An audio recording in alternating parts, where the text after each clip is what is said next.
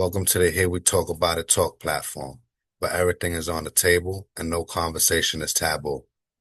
The purpose of this platform is to engage with complex and often overlooked topics through thoughtful and honest conversation. This may be done through panel discussions, individual reflections, or even debates. It depends on what best supports the conversation. Through these talks, I hope to encourage critical thinking and community members, providers, organizations, funders, and anyone in a public service capacity. These discussions will focus on real-world issues, public health history, current events, and will be engaged with a harm reduction approach, centering dignity, nuance, and the understanding that everyone is worthy of being heard and seen.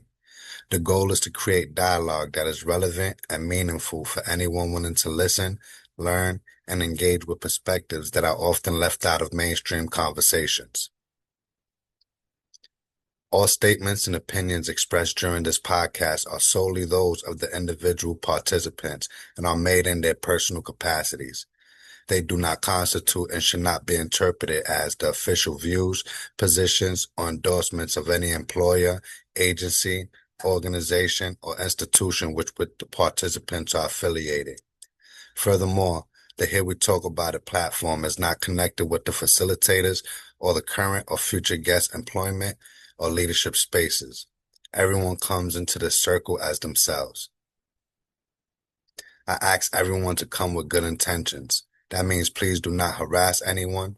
Try to find space to learn from people with diametrically opposing perspectives than you.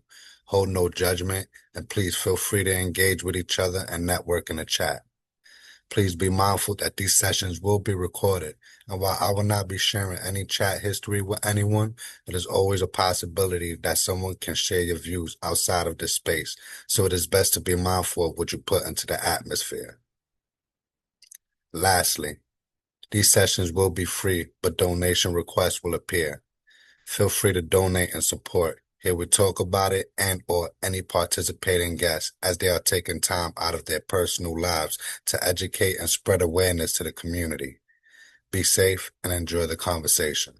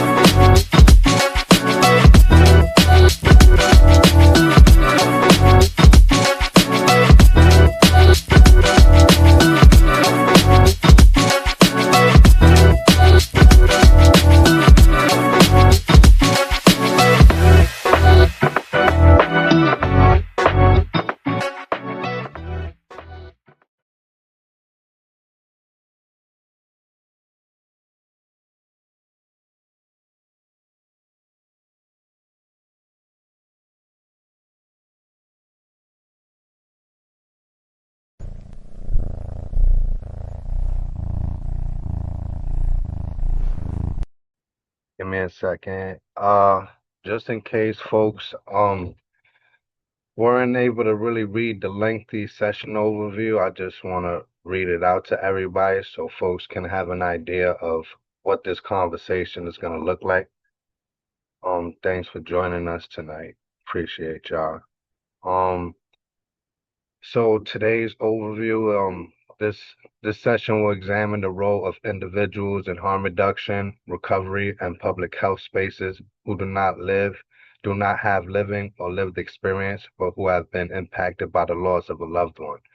Across these fields, there is an ongoing and necessary conversation about who holds power, who is centered, and what accountability looks like in practice. While grief can be a powerful entry point into advocacy, it does not automatically equate to an understanding of the structural realities that shape the lives of people. These realities include criminalization, systemic neglect, stigma, poverty, and trauma factors that must be central to any meaningful harm reduction response. There are increasing concerns from community members and frontline workers that some individuals who enter this work following personal loss may carry forward stigmatizing beliefs, including those held prior to their loved one's death. In some cases, these perspectives continue to influence policy, programming, and public narratives in the ways that do not align with harm reduction principles or the expressed needs of the community. Intent does not negate impact, and proximity to loss does not replace lived experience. At the same time, family members have played visible roles in advancing awareness, mobilizing resources, and influencing policy. This dual reality creates tension within the movement, requiring an honest examination of both the contributions and the limitations of grief led advocacy. This session will bring together advocates who have experienced different walks of life. Panelists will explore their role within the field, reflect on issues of power and accountability, and speak to how they navigate alignment with people with living and lived experience and harm reduction values. This session will not avoid difficult or uncomfortable truths. It will hold space for grief while also naming harm where it exists. It will challenge the ideas that good intentions are enough and instead focus on what it means to show up in this work in ways that are aligned, responsible, and rooted in harm reduction principles.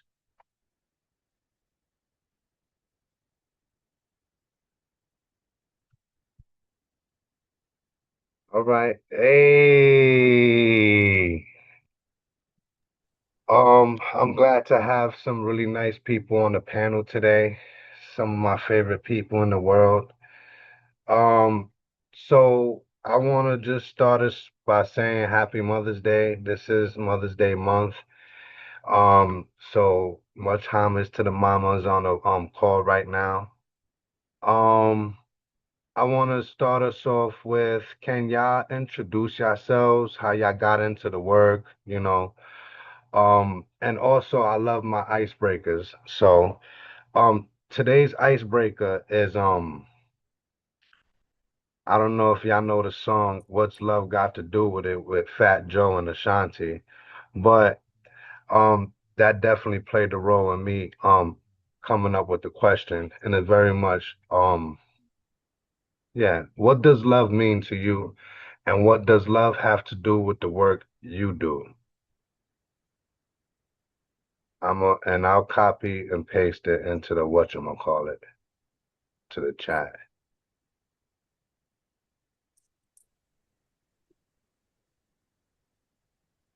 So you want an intro and answer your icebreaker?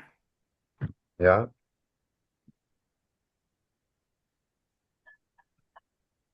You want me to go? Should we go? everyone's so excited to speak. I'm so happy about that. I mean, I'm happy to start because I feel like I'm the newest person in the room. And so, first, I just want to say thank you, Jose. Thank you, Susan. Thank you to the other panelists for welcoming me, and Susan for suggesting me, and Jose for reaching out. I'm really honored to be here. So, thank you for allowing me to chime in my voice and my perspective. My name is Kimberly Douglas.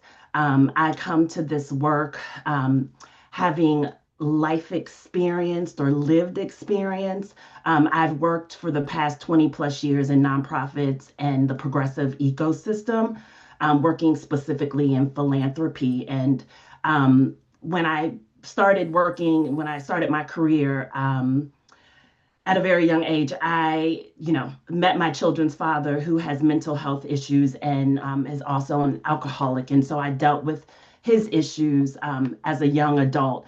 And we have two beautiful children. And I just recently, in June of 2023, lost my son to an overdose. He had mental health issues growing up as a child, being diagnosed with ADHD, having been misdiagnosed, and later in life finding out he was high functioning autistic.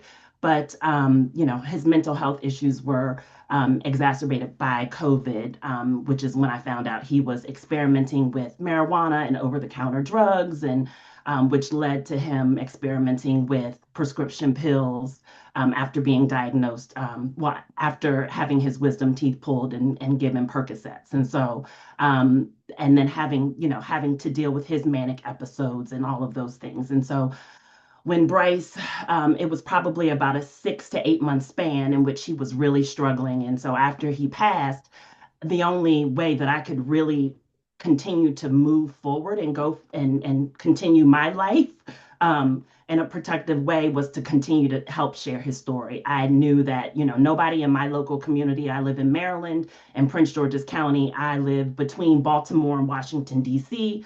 Nobody in my county, Prince George's County, was talking about it. There weren't a lot of resources before his death. And then I realized after his death, we still weren't talking about it. And so I ended up reaching out to a lot of mom groups online and realized, having worked in progressive politics for so long, that a lot of those mom groups didn't align with my values. A lot of them were seeking revenge and wanting to, put people in jail, trying to,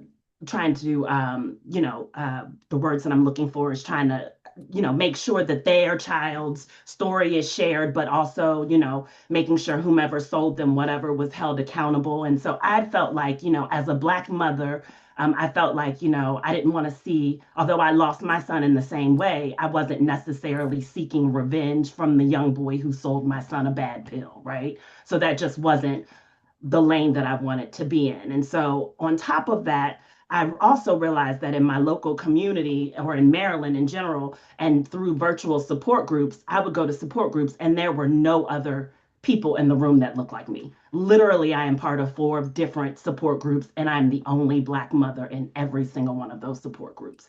And so I realized that there was a huge gap, that Black people and people of color just were not talking about the stigma around mental health and substance use disorder. And so I felt like, having been in progressive politics for a while and having for the past 20 years networked with high net worth philanthropists, I wanted to make sure I knew that the issue around drug policy reform was not a popular one in the progressive ecosystem.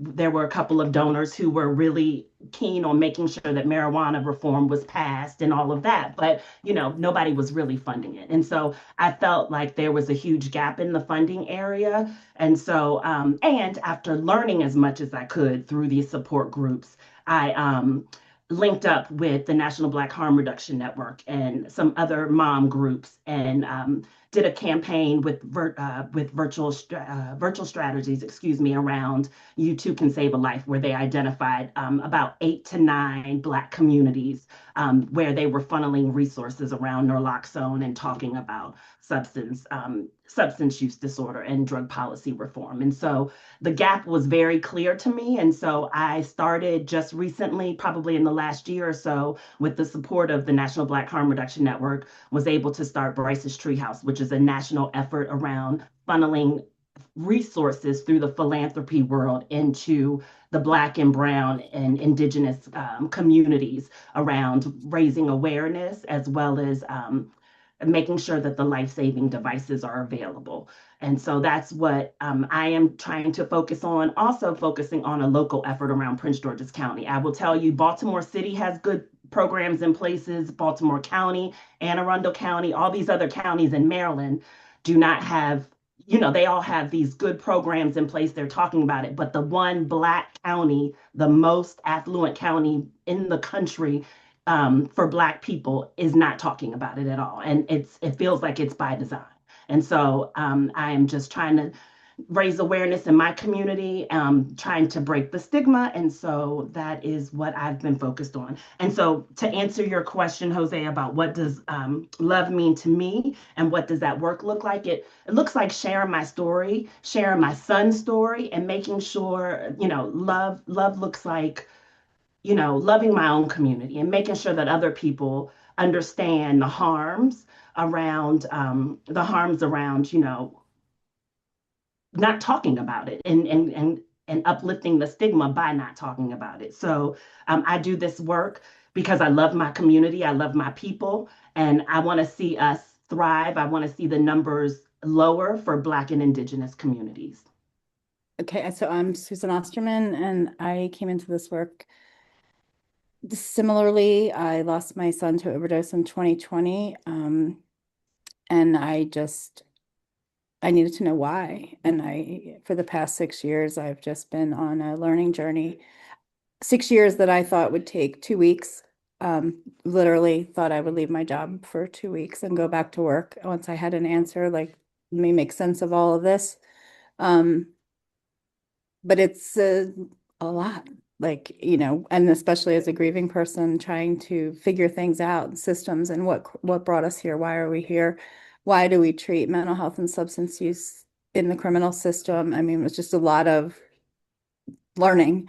So that's what I've been doing for the past 6 years. And, I've come to a lot of different realizations, and I guess we'll get into that more as we go through the questions in the podcast. But um, yeah, that's what brought me here. And right after I lost my son, I had written this like white paper, and one of the parts of it was about having memorial gardens for those that we've lost to overdose, and how important it was to honor them because of the shame and stigma that they lived under, and how our disenfranchised grief isn't given really a lot of space.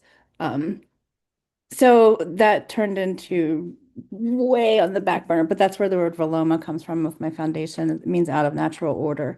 And the whole idea was to have these gardens, those Veloma gardens. But it's really hard to even think about memorialization and beautiful gardens when we still have so many people dying every day. And so that got derailed pretty much, but that's the end goal someday. Hopefully that will happen.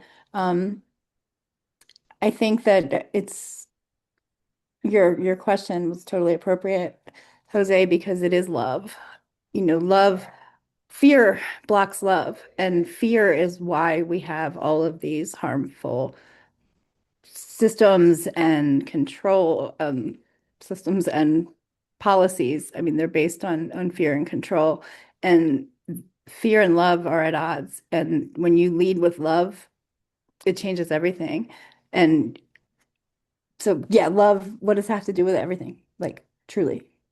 When you open up and you let the fear subside and you lead with love, we can change the world. And it's hippy dippy sounding, like love is love, but it really is. If everybody led with love, this would be a whole different world. I'll go ahead and go. Hi everybody, Jordan Scott. Tell him your I real never, name, man. Come on now. Come on. also known as Jose, um, the prettier Jose. We'll distinguish. I take that. I never know how to introduce myself because I wear a lot of different hats, and I also get to do some just really cool shit day to day. But I come to this work being somebody that's pretty much been entangled within our systems almost since birth. And I'll be 40 next month. Because growing up, the child of, a mom who has struggled with alcohol my entire life, so I've had interaction with children and youth systems and the mental health systems and, the treatment industry, both as a patient and then later on as a professional, because I've been doing peer work for about I think 12 years at this point in different capacities from street outreach to um, opening up, community recovery centers, to training. I worked with drug courts in Pennsylvania for 5 years. Um, being somebody who has also, used drugs on and off for, I think 25 plus years at this point, at times chaotically. Um, and somebody who came to a point a few years ago where, because of, both mental health issues and also several, chronic health, issues that cause a lot of pain, um, ended up having to make a decision between, my quality of life or abstinence. And I chose my quality of life. Psychedelics saved my life. In addition to finally having quality, a quality therapist and, quality primary care doctor, doing things like parts work. And I also a community organizer. I've been involved in, drug policy for a few years now, both on a state level and also on a federal level. I'm also part of the leadership team at the National Coalition to Liberate Methadone. And I'm a board member at a small grassroots exchange here in Wilmington, North Carolina called Port City Harm Reduction. Um, and I do a bunch of other shit, right? Not enough time to list it. I'm always down to cause trouble. It's the name of my game my whole life. And, as far as Jose's question, love is everything, but love by itself isn't enough. And I say that because as I got more and more into, community organizing over the last like year or so, my brain has shifted from how we build community to how we sustain community, right? Because like how do you sustain community when everybody is collectively drowning, right? Because we're all on this spinning dumpster fire. And what I've discovered, when we talk about sustaining community is like you have to have love, but you also have to have grace and you have to have accountability. Um, because that's how we sustain relationships and community. Because at the end of the day, like we're all humans and humans are just messy. We will find a way to fuck it up every single time. History has proven that. And we don't do a great job of like nurturing community. Our default is either to cancel people or sweep it under the rug. Um, and now we don't know how to have conversations like this. So that's me. Hi, I'm Nicole Nichols, and sorry, guys. I'm Nicole Nichols. I am first and foremost a mom of a teenage boy who struggles a little with managing his emotions and uses substances to try and deal with them. Um, I grew up in a house that was really ravaged with alcohol addiction. Um, I also saw my mom as a super powerful advocate for my family members who struggled. So from a very early age, I felt like I was pretty keenly aware that the things that we offer to people who struggle with substances is not very effective. Um, in my professional career, very very early on, I started working in healthcare fraud and abuse. Um, I got an entirely different look at the ways that what we call treatment fails our communities and our loved ones. Um, and I started engaging with particularly other mothers. I was a young mother myself, and I couldn't bear the thought of family members not having the compassion or understanding that they hadn't failed anything, that what we call treatment is not great, and it certainly doesn't help the majority of people who are desperately seeking it. um and it's in that realm that I first met Susan, who also introduced me to psychedelics as an adult, which were completely different from my psychedelic experiences as a minor. And that really, really changed my life. I I started to see all of the ways that I had really hardened to things, and while I don't really ever remember a time I have particularly agreed with the the stigma and the fallout of the drug war. I remember even as a kid that the things that we were being taught really did not align with my experience with my family and my loved ones.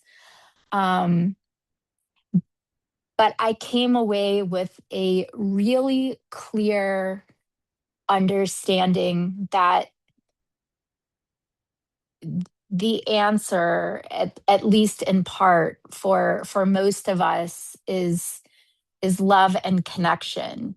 I agree with so many things you just shared, Jordan, that it certainly isn't enough. Um, but the importance of not acting out in fear was something that was only within my grasp after my experience with psychedelics. um, I feel like many times as parents, we're we're sort of taught that the things that we say to our kids are really what matters the most, the things that we do for our kids. And while that's certainly important, I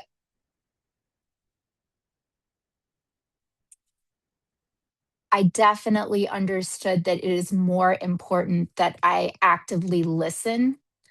Um, and that if we don't engage with people in our community, in our families, in our orbit, who are struggling, we're we're simply we're simply not engaging in the kind of work that's really going to make a difference, and you know, potentially relieve the suffering that so many people in our communities are experiencing.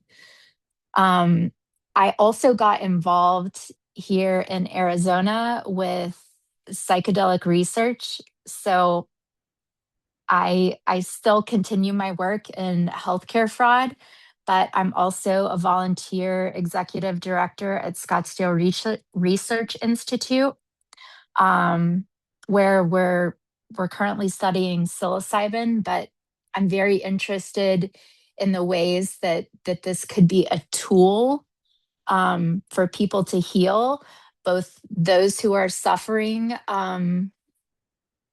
and using substances, and those of us who are desperate to support those people as well. We all need help, and I have a feeling I have ventured so far off of who I am, Jose, but hopefully I did answer the question why I believe love is important and all of the different things that brought me here.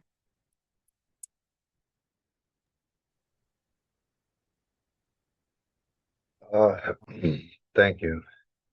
I don't think you did venture off. I think you was on point. Um, yeah, thank you. I do want to say something before, I I just, my intention with having these discussions is always to paint the picture. You know, um, you know how Jordan said she don't want to act in fear no more. It was like that is that kind of is sort of the same thing with me, but I guess with the anger side of things. I guess because different reactions. And I've been working in this field for 7 years in the capacity I'm working on, working in. So on a national level where I'm in communication with more than just the community members. I'm not doing really deliverables. I'm more into like seeing how programs work, the people behind the scenes who's doing the advocacy and stuff like that.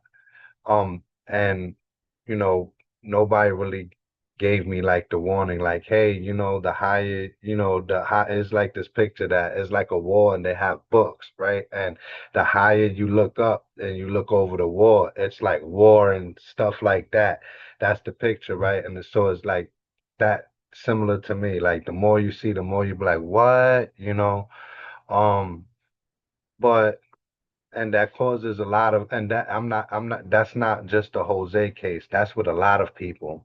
And what that causes is anger because one, nobody's really, telling people like, yo, look, conversations look different, the people look different, outside of these spaces.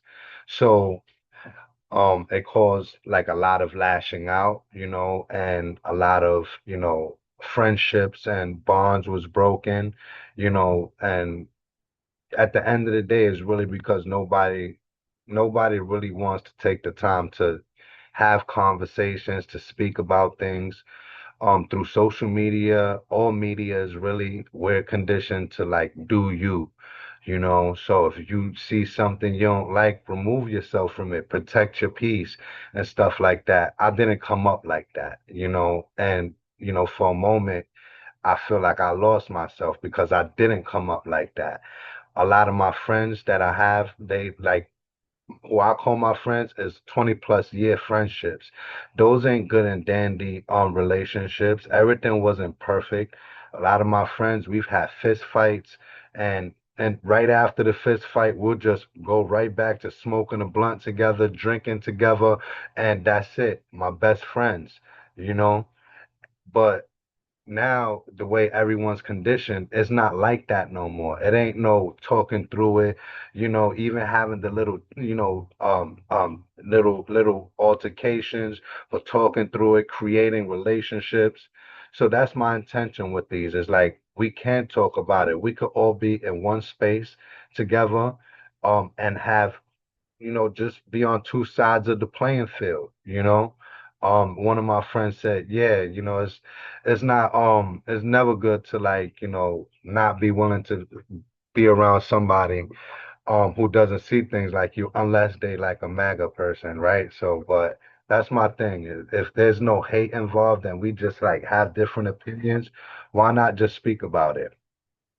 Um, the reason why this conversation has to happen is because if we look into the history of harm reduction, recovery, anything really public health, it's usually our community members that's afflicted first.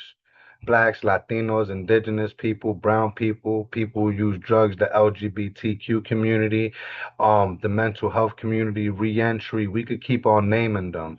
It usually hits the afflicted, and then the people who are not affected, usually privileged people, people who's not from that neighborhood, they really don't care. And a lot of our community members, we get pushed to the side. We witness deaths. Sometimes we do die, stuff like that.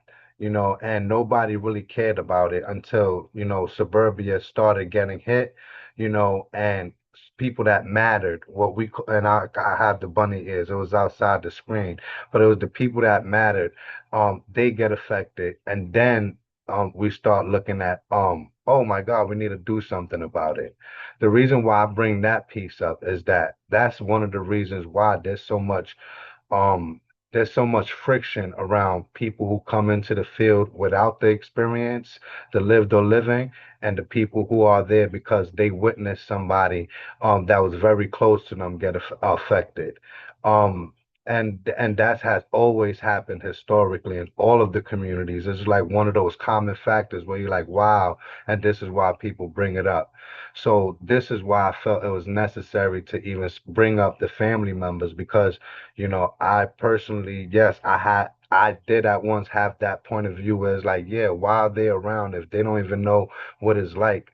Like they're not affected by policy, they're not affected by police, they're not affected by none of that, right? But then, once again, not wanting to, be guided by my anger, I, start seeing things differently. The roles everybody plays, looking at people for who they are, and stuff like that. So, um, yeah, and then I hope y'all know that, if I do ask a question that's like, you could say ouch, and if it's out of line or something. I doubt I will, but I'm just saying, because I don't want to like, bring up anything for anybody. It's not my intention.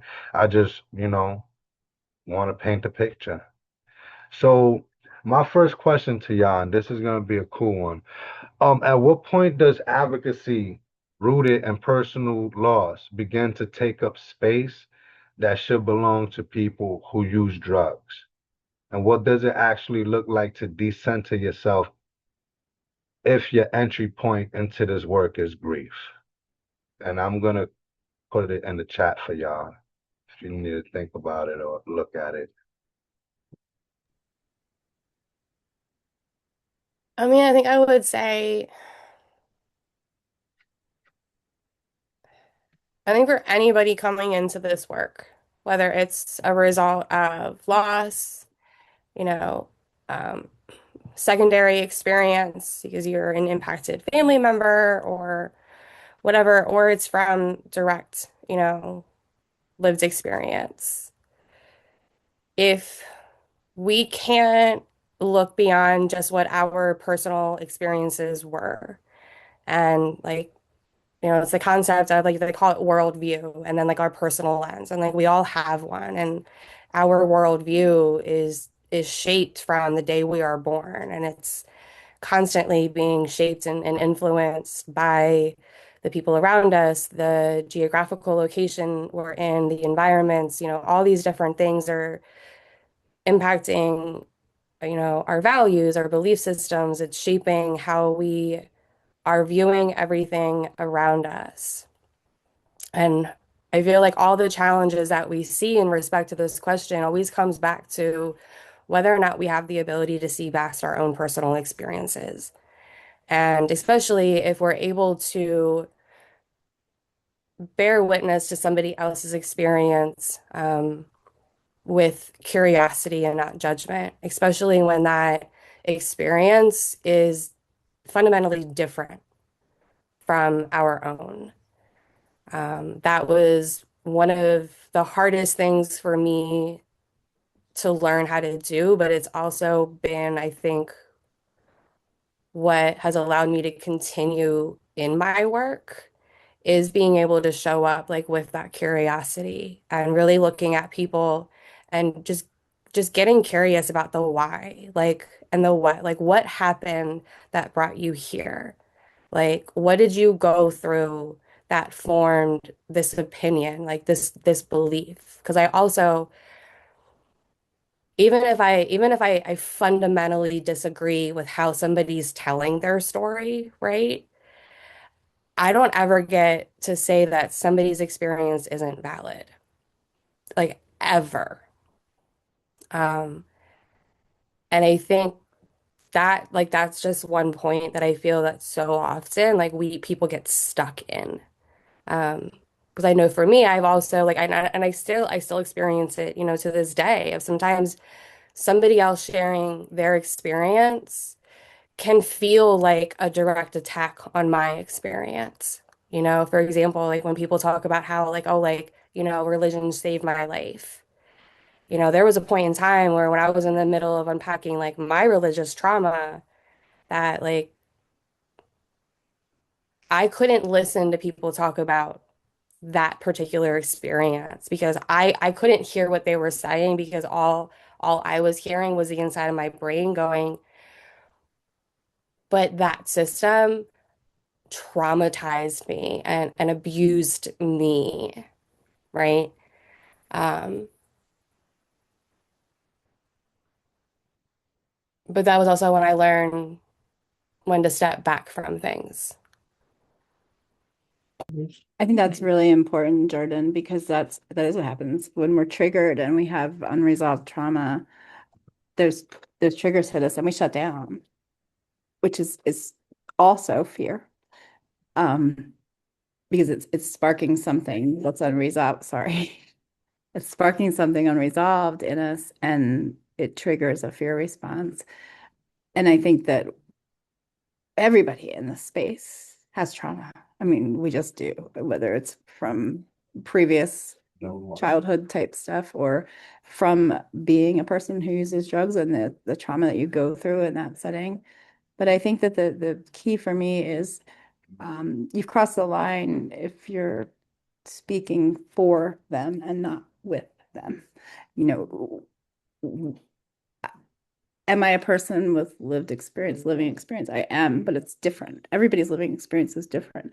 I've lived through things that Jose hasn't lived through, but Jose's lived through things that I haven't lived through. Like there's just different. I mean, any lived experience is no two can be exactly the same because everybody comes to this with their whole views and what shaped them. What I can say about what grief does to that, when you lose a child, you are all your conditioning is gone in that immediate time afterward. Like you're like flattened, like the ego dissolves. You are completely um I don't know what the right word was. Like it's almost like a reset. The conditioning, everything you taught throughout your life just falls away, and the beliefs and things that shape them. Um, it's almost like you have this new outlook on everything. You see everything different. Your perspective is completely different. But if you don't have the support around you at that time, you will easily fall back into those conditioning modes and the problematic beliefs and all of it, which is a huge problem because most communities don't have the proper support around them. I was very fortunate in Philadelphia. They had the only city-funded bereavement support services for like they reached out right from the medical examiner's office. Most places don't have that. It's a real problem, and so if people are living in an environment where their family or their friends around them are like, oh, well, they were just a junkie, like that kind of stigma based, they're not going to get the support they need, and they're going to fall back into old behaviors and old thinking and maybe really harmful approaches to solutions too, like, you know, more policing, more, vengeance, finding someone to blame, putting away, I got to blame somebody. So I think that, that's a real problem. And I'm certainly not saying that I'm perfect and have like this other worldview that's so much better. But I think that the missing component in a lot of this spaces is support, bereavement support for people because, it's not an easy loss to deal with. And it's very specific, it's not just like a parent who's lost a child or, you had a loved one who uses drugs. Like it's a very disenfranchised grief that, we don't have people lining up giving casseroles like most.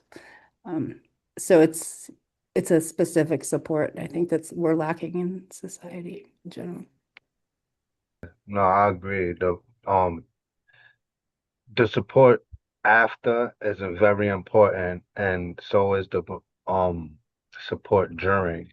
I had a conversation with somebody that brought that up to me that I was like, it makes sense, because one, just the harm reduction model, even now it's we know what it's going through, but even when it was at most accepted, it was still a black sheep to a lot of states. So everybody, talking about your personal experiences, drug use, and all of that, it was never a normal thing. So if you in an area like that and all you have is like 12 step people who their messaging around everything is just criminality, you know, when it, God forbid, the bad happens, the person dies, passes away, that's where you're gonna go. Yeah, you was right. You was right. And you know what? Let's start all of these policies that's gonna arrest people. That's what happened, arrest a drug dealer and all of that. So, and then I do believe after is important. I think that the before, the during support is the most important because it's really gonna drive where you're gonna go. It can, but there's also something to be said for, we have other ways of receiving knowledge, and if you're supported and connected to yourself, you're able to access that. Um, which is maybe a whole nother show, but I'm just saying, like when you're solid in your beliefs and your path, I'll just leave it at that. To add a little bit, I felt like I sort of danced around the same theme. Um, and it's that one, it feels really amazing to help other people. So uh, when you start getting involved, I think it's easy to get excited and to think, yes, I want to help more people. And that's great. We need people who want to help, but it's also really, really important that we work on ourselves. Yeah, no, Nicole, I'm glad you brought that up because it's something that like I've thought like I've had a lot of conversations about. Like one, um, people like not being in a space to be engaging in advocacy. But how do you tell a grieving family member, right? How do you tell a grieving mom, like not to do this, right? Not because you shouldn't, but like you shouldn't right now. Um, or even like I know in the days, after my brother died in 2013, there was so much raw emotion built up inside of me. Like I needed something constructive to do with that because I was scared of like what was going to happen if I didn't find something to channel it into. Um, and and we have like we have a really big issue with like savior complex across the board. Um, and I like to tell this, story of when I first got into to peer support. It was 2015. And like, thank God I had some really solid mentorship, like from the start of my career, because, hindsight is 2020. And like, long story short, I had one of my mentors point out to me, she was like, hey, and pretty much she had noticed that with a particular demographic of participants, my boundaries were struggling. And it was young males in their 20s because my brother was 27 when he died. And because of a whole lot of unresolved shit with my brother's death, guilt, a lot of guilt because in the end, I did not do right by him in his final days. I was doing what I thought was the right thing, tough love, let him hit rock bottom, blah, blah, blah, blah. But of course, not ready to face all of that. But so when it came to young males in their 20s, I saw my brother. And in my mind, it was, I couldn't save my brother, but I'm going to save this person. And it didn't mean like there were, like no ethical boundaries crossed. It was my own boundaries of I would work hours and hours to get them whatever they needed because I could not let what happened to my brother happen to this person. And again, like thank God for that mentorship. Thank God that I had somebody that could be objective and call me in, and we were able to work through that. And all that really looked like was for a time being, like I didn't work with young males in their 20s.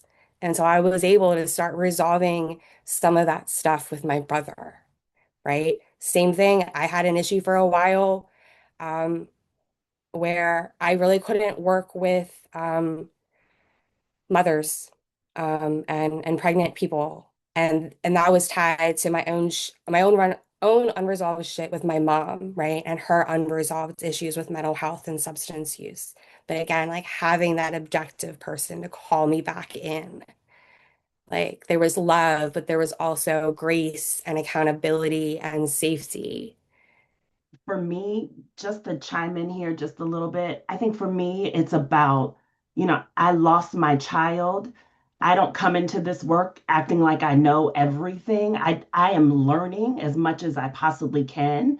I am here to just I'm here to learn as much as I can and learn from other people's experiences. I agree, my experience is totally different from another mom who has maybe struggling for decades with her child with substance use disorder or mental health issues. My lens is totally different. Bryce had a very limited amount of interaction with the criminal justice system, right? So I am eager to learn and to hear those stories, but not everybody is who has lost a child and dealing with grief. And so I just, chiming in to just say that, like, for me, I lead with love and lead with the fact that I know I don't know everything and I know I can't support I don't have that support, that lived experience to be able to go on the streets and help people. But I do, my lived experiences are more so, I have been working in a field for so long and that's the way that I can contribute. And I recognize that it's very different. And so that's how I move through this world with that particular lens. That's really important, Kim, and just being able to recognize that, it just is because we bring it all. We bring our professional experience, we bring our lived experience, but the most important part is being open to learning. Clearly, none of us have all the right answers, and or any of the answers sometimes. But together it's that openness and curiosity and being willing to learn different ways, and it's just so important. And it's important to embrace one another in that way because I will tell you, I went from dealing with drug induced homicide moms to realizing that is not my lane to dealing with harm reduction moms and then them telling me your language is not correct. Well, train me, teach me, show me, don't attack me in that Yeah. way. And Educate, don't belittle. That's another that's thing. right. And like I made the mistake of saying, um, substance abuse instead of substance use and got totally attacked Right. by another mother, right? But this is me being a year in after my son had passed. So give me the grace of needing to, I'm learning, I'm absorbing. And so I think, we have to do that on all ends of it. Absolutely. Yeah, I agree because well, I agree with that. Because people just be, well, lived and living experience isn't it all, right? Somebody said, lived experience is very important, but when we're talking to a politician, they don't believe that. So I very much agree with that. There's a role for both people. I think like I was talking in the mute, when Suzanne said, that's all it is, the learning, as long as you're willing to learn, there's people that once again, some people are coachable, some aren't. And I don't think that any public health field should have people like that. I'm gonna be honest, not to lump everyone in one, but I don't think if you're not coachable, I don't think that this is the field for you because, you know, a lot of people who come from that background where they lost someone, they usually start organizations that actually service the community. Now, they have to engage with the community and if you just gonna have the same, because let's just put it out there, a lot of people had harmful approaches to that loved one to begin with. That loved one was not able to talk about their drug use or really their whole experience, period. You know, and and that's something that we speak about in harm reduction a lot. That 100,000 in 2020, yeah, you could chalk it up to fentanyl if you want to, but what it was is that we wasn't giving people space to talk about what they would, especially through COVID.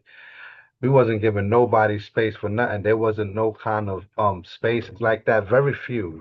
We had HRW, we had little pockets of groups in different states, drug users union, but there wasn't no even like I said, even at the height of where harm reduction was accepted, there was still places where you couldn't talk about it. You know, that's where we actually got the fentanyl-laced marijuana conversation from. You know, like, oh, my child died or overdosed, and they said that they had marijuana that had fentanyl in it. No, we know what it is. We know because we in this work. What it is they wasn't comfortable, and what they were saying because they was going to find out that they was on drugs regardless, so they wanted to say something that their parents would accept. Weed, the more acceptable drug, which is the drug right now that's legalized, coincidentally, I don't know, but that's the reality of it, is that it's never been accepted to talk about your drug use, um never was, never, and if I'm being honest, especially with how it's going, never will be. But as long as we don't hold those same harmful, models, and how we implement, policies in our organizations or address the community. See, because if you wasn't trying to see your loved one, I find it very hard that you're going to see someone who's not even connected to you. Someone, even if you say they all remind me of so and so, so it's very important that I like how you said, yeah, well, train me then, because some people would be like, you can't tell me nothing, all of this, and that's when it becomes problematic. And I think something else along those lines, what adds to like the issue at large is because Kim, like I've seen that happen so many times. Like, and here's the thing, like I've been on both the receiving end of that and I've also been on the giving end, right? Um, there it was, Same, I mean, just a same. couple months ago, there was, the feds did some dumb shit like they've been doing. And in the span of 24 hours, like two people met two different versions of me. And like the first one, um, like I told you to get bent and I meant every word of it. And they deserved it. But the second one was like had a legitimate question, right? Like they didn't know what they didn't know, but they caught the wrath of the first person, right? And like that second person, I had to go back to them a few hours later and be like, you know what? I apologize.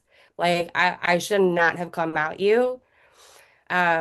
Let me grab you some resources to answer that.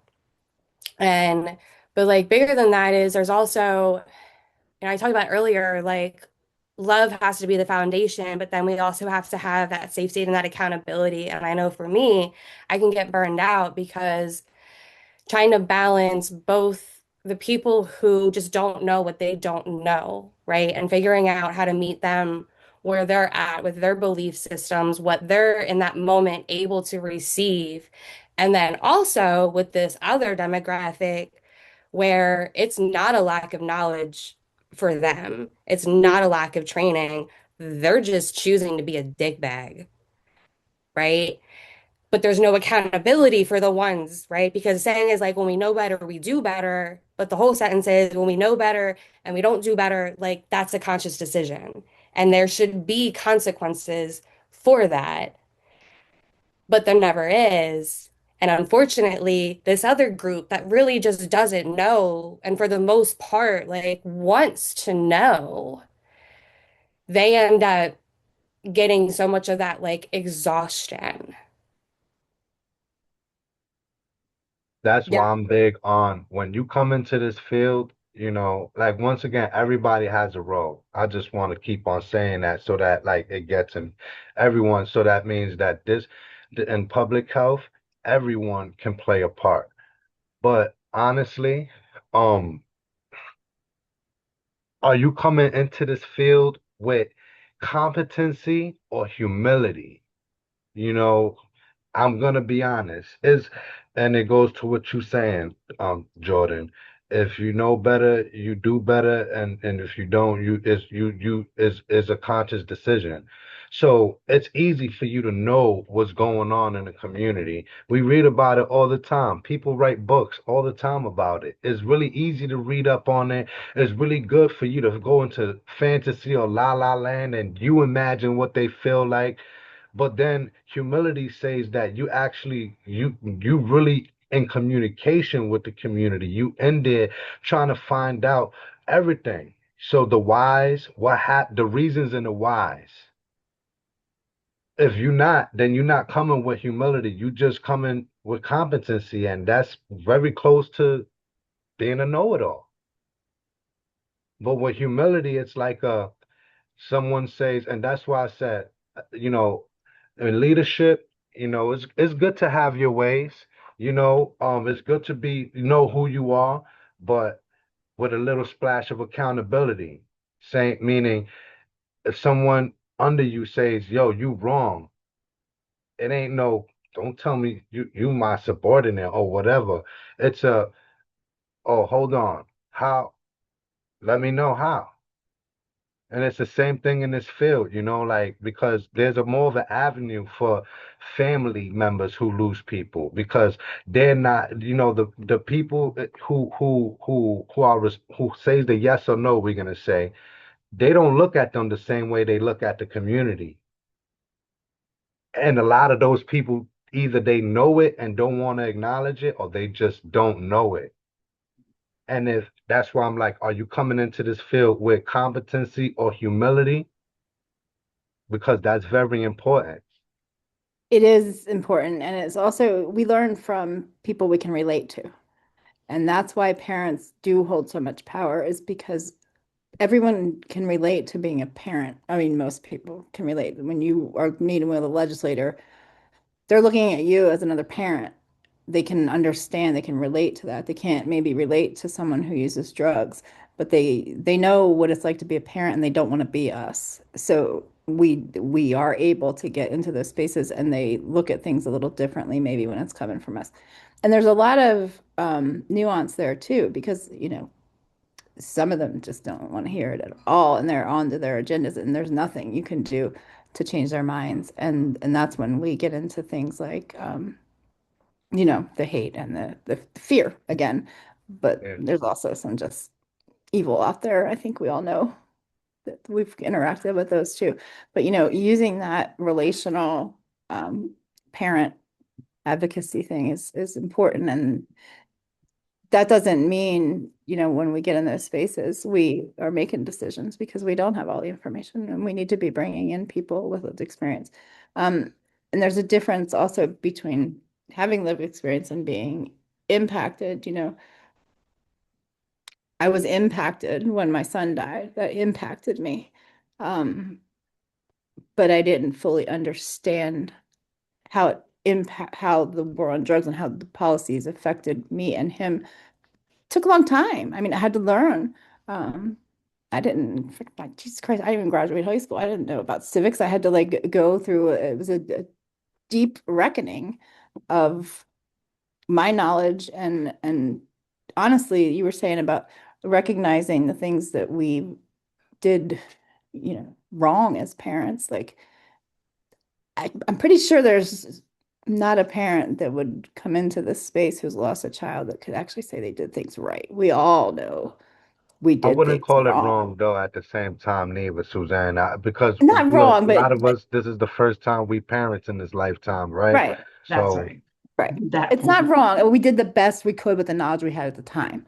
Um, but if anybody doesn't see that, like they really think that they did everything right and their child's still dead, like clearly not everything was right, and that's a reckoning that we have to go through as parents, and it is painful.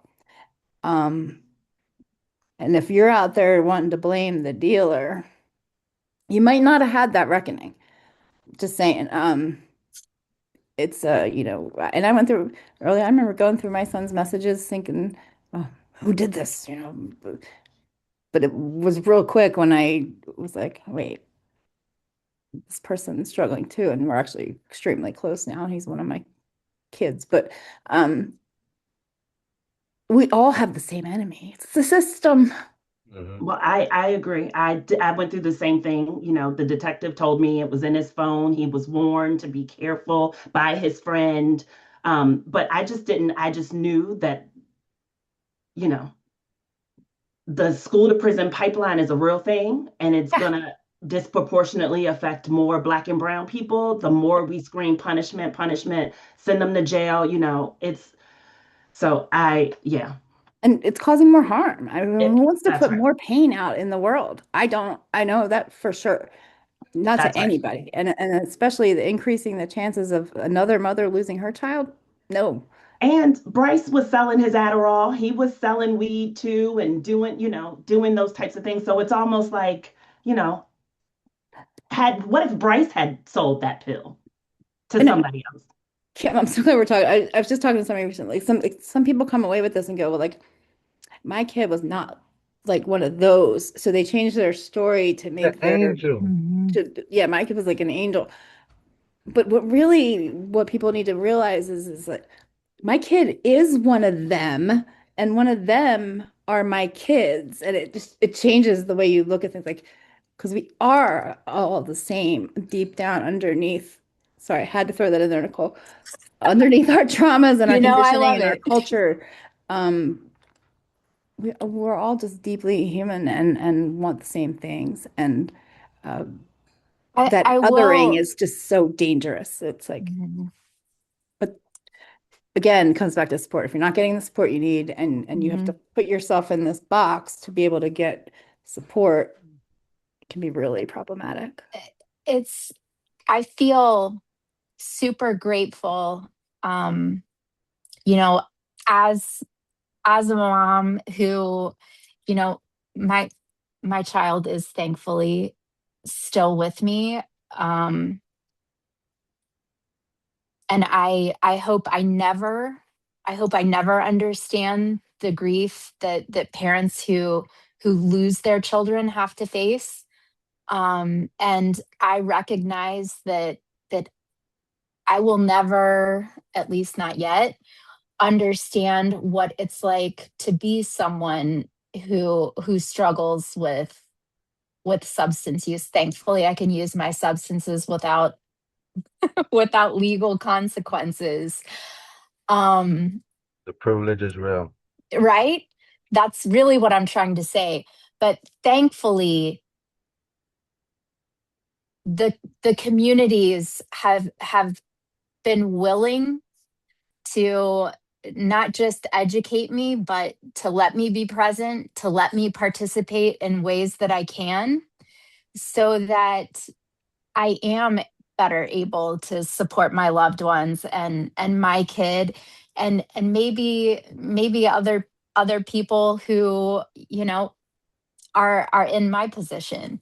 So it's certainly beneficial for the community to not be shut out because we lack specific experiences.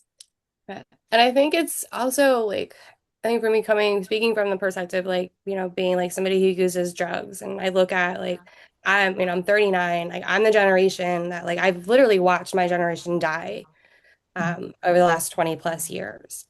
Like my time with chaotic drug use, that was on the cusp of before, the pain mills and all of that stuff, right?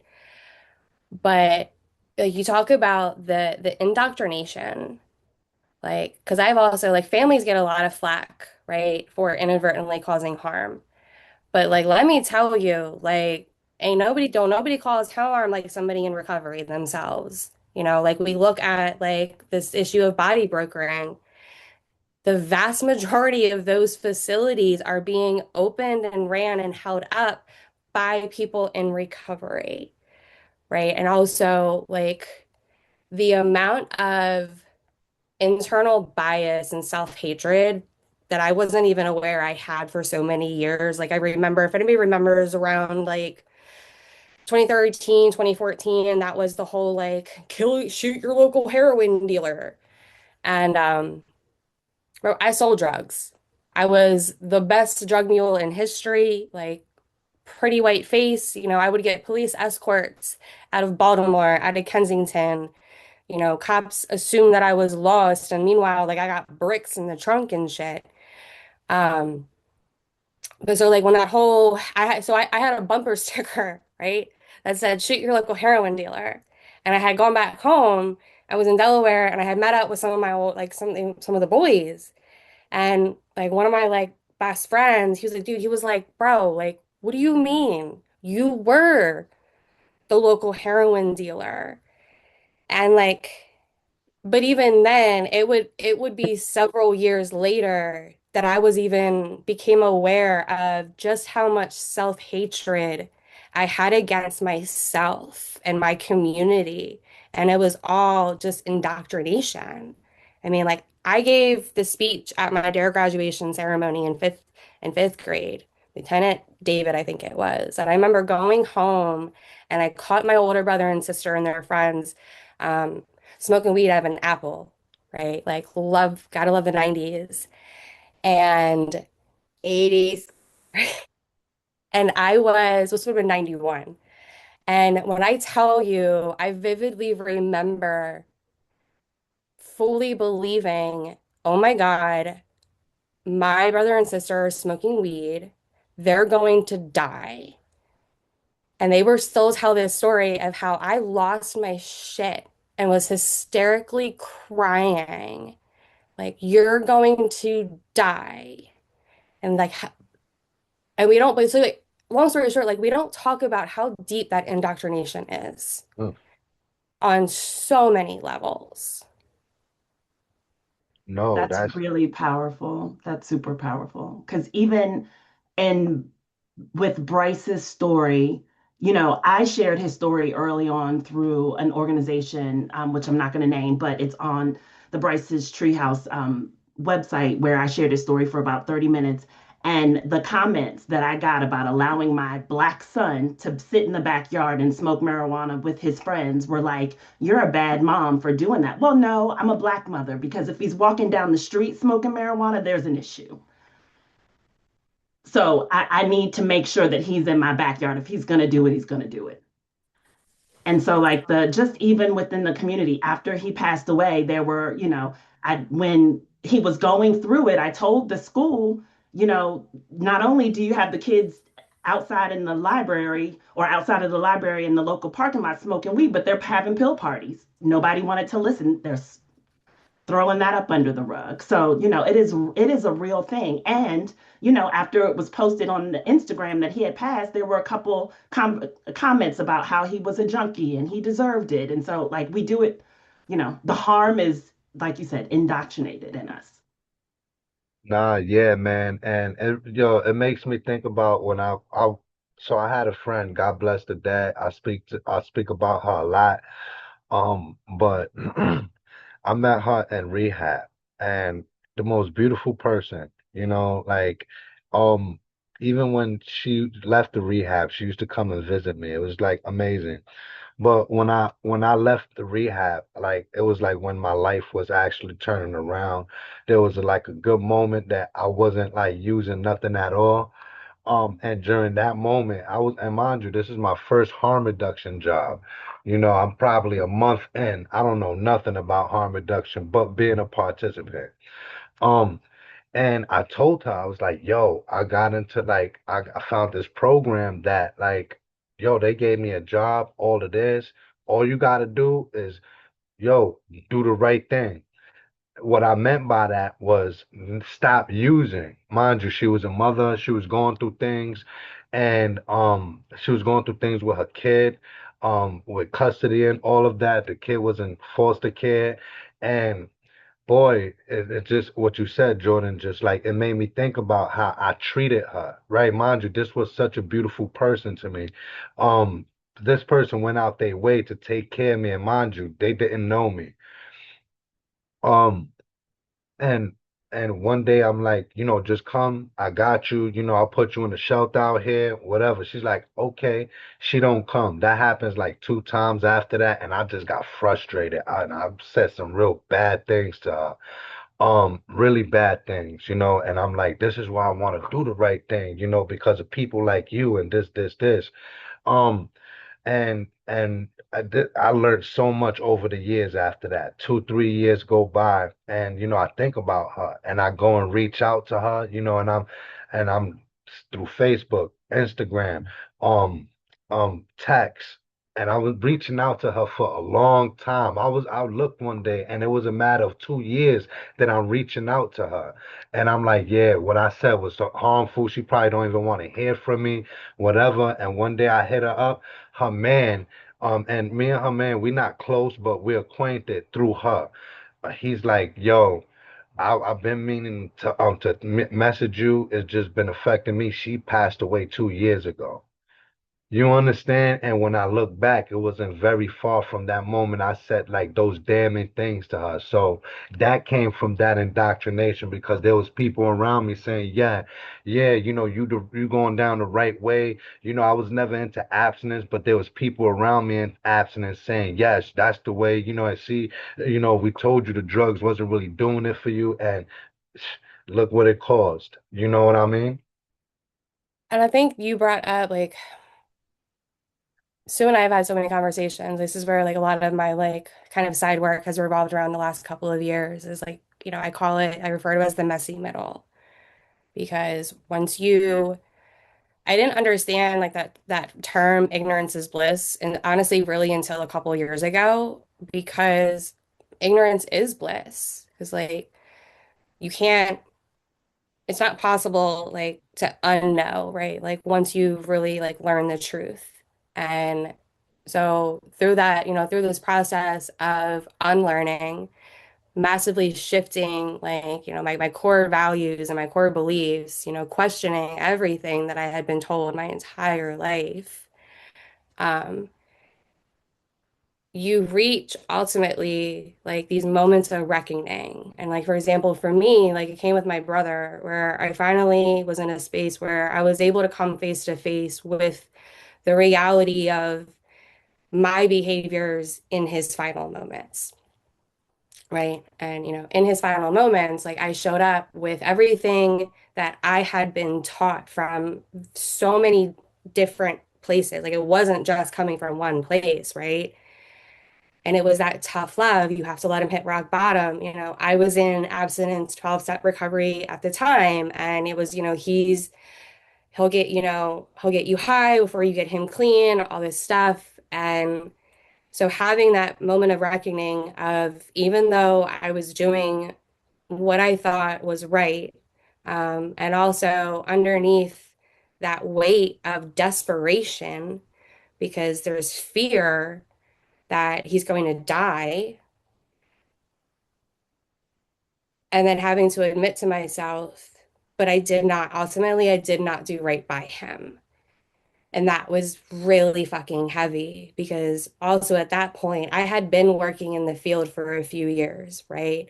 So then more moments of reckoning came where I came face to face with, I had also not done right by a lot of people. There were women that I had sponsored that I had not done right by. There were, residents and participants when I was working in residential treatment, when I was just getting started in peer support that I did not do right by. Um, and that is messy, messy, messy work. And like Sue mentioned, like we don't really have that community support. We don't have that support when we get in like the muck and we're just conflicted, right? I think especially as a parent, I mean, even my mom, like I'm constantly having to tell her anytime something from the past comes up, she still has that default reflex of I did my best. And every time I have to reassure her, Mom, I'm not mad. I know that you did. And you were failed. Like you were objectively failed. But when does my mom ever get an apology from this system, right? When does she ever get an apology from the professionals that she entrusted with her daughter, that traumatized me and scarred me? Yeah, I remember talking to a lawyer and asked how I could sue the war on drugs. Mhm. Yeah. Um, I I was investigated twice, both while attempting to find proper help for my son. Um, Me it's too, not Nicole. set up to serve us. Me too. Me too. I your story about your backyard, like I am that mom. I realize I realize my privilege here. So I'm not I'm not trying to say, oh, I know exactly how you feel, but I definitely recognized that part. And thank God for harm reduction, right? Yep. Otherwise I would die thinking I was the world's shittiest mom. And that just can't possibly be with all of the love in my heart for my kid. Yeah, I both in Bryce's life and his death was investigated Oh because I gosh. wasn't doing enough. I remember going to my local community and saying, we need family therapy. And when he filled out the checklist, he apparently had just been like, I'm Mhm. coping with drugs and marijuana. And so they called me and was like, you got 24 hours to put him in a program. Meanwhile, I'm like, are you going to give me resources for a program? Because I have no Mhm. idea. And the one program that I do know of, he has to say he's willing to go. And what 17-year-old is going to say, I want to go to a program away from my Right. friends for a certain amount of time? And in his death, they came looking after me because he wasn't 18 and he had died. So it's just, and the system is set up to for us not to be successful. And I remember after Bryce passed away, talking to some of my white colleagues, and they Mhm. had shared with me that their children were struggling, but they had all of these resources. Nobody shared with me any resources. Nobody, I reached out to everybody I possibly could. It was like, you need to figure it out, or you're going, Mhm. or he's going to be taken from you. And I'm like, at some point, I was kind of like, come get him. Well, what Well, about the yeah, professionals? I The called probation on my son. Um, Oh, I called Child Protective Services myself and said, come get him because I can't yes. handle it anymore. Come And Yeah, get I they him. mean, just blew me off. yeah, they didn't do anything for me either. It's like it's just insane the lack of resources. And I can say, Mhm. Kim, like back when my son was struggling, like there was no resources for the white community either. I mean, there just aren't.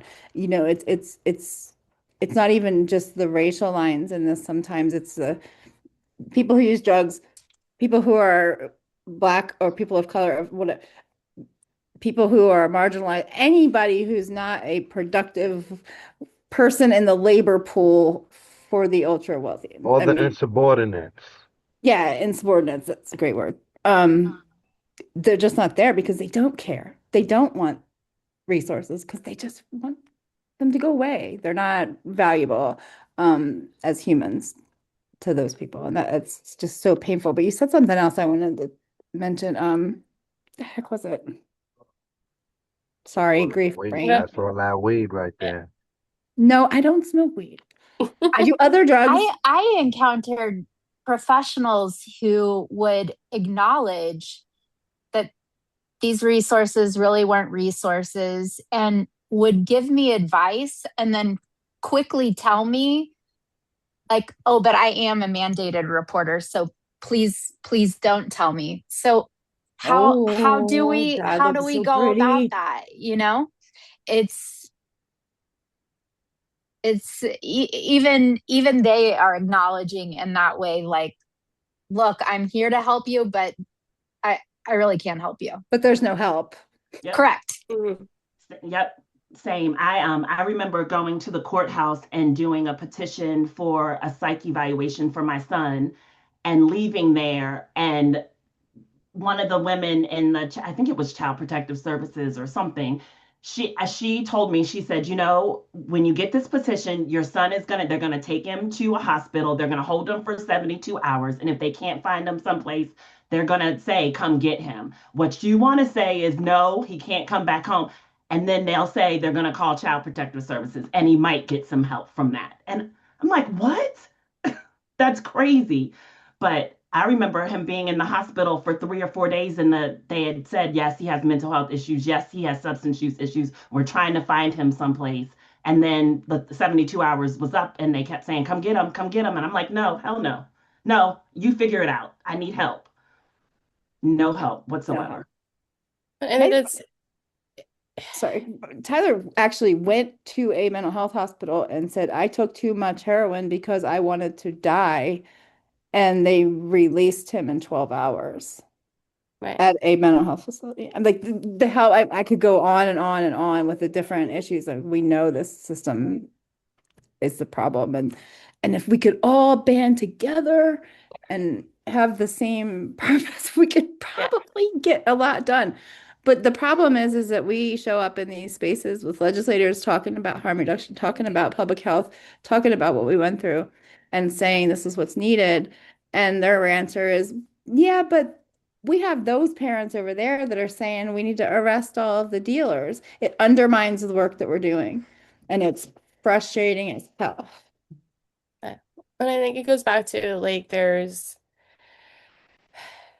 it takes a lot of mental gymnastics to constantly hold space for all the different nuances that exist. Like, because like what's mentally easy is when we can fit things in, like it's this or that, right? Like that really narrow black and white thinking.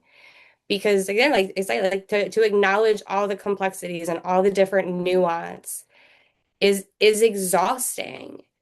And I especially, see this around the argument, and there's been a really concerted push around the country, around laws, having to do with, guardianship and involuntary commitment, right? And like I have been on both sides of the fence, right? I have been the person whose family members were desperately seeking help, willing to do anything. And then I've also been the family member who is also desperate because I'm looking at this person that I love, knowing like you're going to die. But then also still having, again, to make space for those nuances because I am also somebody who has survived intense institutional and medical trauma. Like I have been sexually abused in these facilities as both an adolescent and an adult, right? Like I have been abused by medical professionals. And an argument I always put forth is how can we, in like good moral conscience, support involuntary commitment while we are acknowledging how massively flawed our systems are. Like, they're like, do y'all like not remember why we shut down institutions and asylums and made the shift to community-based care? Because horrible, horrible things happened because we don't have any accountability. Because at the end of the day, these are people that somebody in power is viewing as disposable, right? Like, and that like that's a lot, but we can't There's have those conversations, but then people can, buy tickets to go to those same asylums as a haunted house attraction, which I'll save that rant for another time and place. Nothing like clowns running through tunnels with fucking bodies still buried inside of them. there's not a facility that I know of that I would feel comfortable ever recommending someone send their loved one to in this country voluntarily. No, I one of have my investigations So was as far because I wouldn't as agree to that. um I have great involuntary commercial commitment, insurance, right? I have great commercial insurance right now. I don't know if you could pay me Hmm. to go into a residential program right hell now. no. I would much rather go to Sue's Mountain House for a weekend and dose psychedelics than step into a facility. And that's really, really sad. Yeah, I truly I don't know that, and that's why we do the peer parent coaching. I'm not going to tell a parent to send their kid anywhere. All right, so and we kind of headed into this direction, but I ain't even. It's crazy. An hour and a half went by, and I only had to ask one question. That's amazing. That's amazing. But what do you, in your opinion? And we're talking about, people, people who are in public health because they lost someone, and someone in it because they actually experienced it in their life, lived experience. So what does meaningful alignment with people with lived and living experience actually require beyond words? And it's a two-parter. And when do you think someone should step back, pass the mic, or redistribute resources, and how we normalize that? I'm gonna put it in the chat also. I mean, I think I posted a comment in the chat a little bit ago because when you were talking about like, competency versus humility. And like the first time somebody explained the difference to me, it was, competence is knowledge, but like you can never truly be an expert in a community that you don't belong to.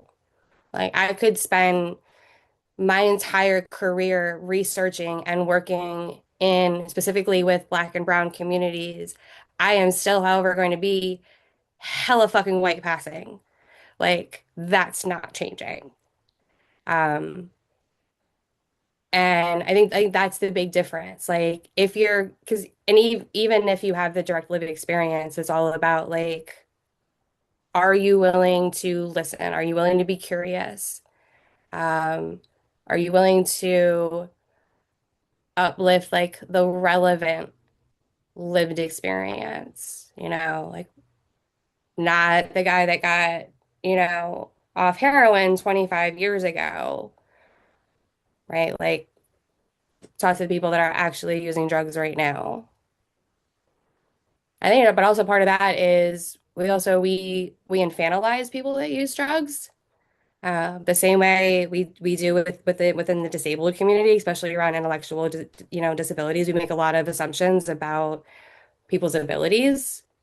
We love to hear, I hear people say all the time, like, oh, like people, drug users aren't capable of making good decisions, or, drug users don't know what they need, or, they don't know what they want, or, they don't do anything but lie.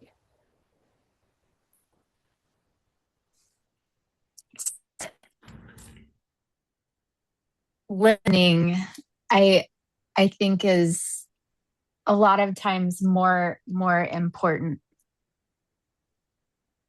But I think it also goes back to, I was talking earlier about how we learn from people we can relate to. We should be in spaces where we're with people we can relate to. There are some places where we are able to get in better than a person who uses drugs. And when we do that, we open the door for them and bring them with us. But I think our role is really to educate other parents, and make available the resources that we didn't have. I didn't know what harm reduction was when my son was using. That's really the space we need to be in, is because if you can educate other parents and build our community to one that's huge and educated, it's going to be powerful. And it's opening the door for others to come in with lived experience. Not just saying it. I'm sorry, what was your question? Meaningful. Well, and respecting them. I mean, the smartest people I know are people who use drugs. And if someone's not saying that, then that's not meaningful alignment. It's tokenization, and that happens a lot. A lot. It happens to all of us in every different role. But I've seen grieving people tokenize people who use drugs. And I've seen grieving people be tokenized. I mean, it happens all over the place, and just, you need to believe what you're doing and believing in what you're doing. Like I truly believe some of the most brilliant people I know are people that use drugs. Like that's just. Susan, I like what you said around, because we've lost children, lawmakers may listen to us, but then making sure that we bring in those experts, those folks who know what they're talking about. And that is kind of like, that's super, super important, right? Like we talked about earlier, my lived experience is going to be different from your lived experience.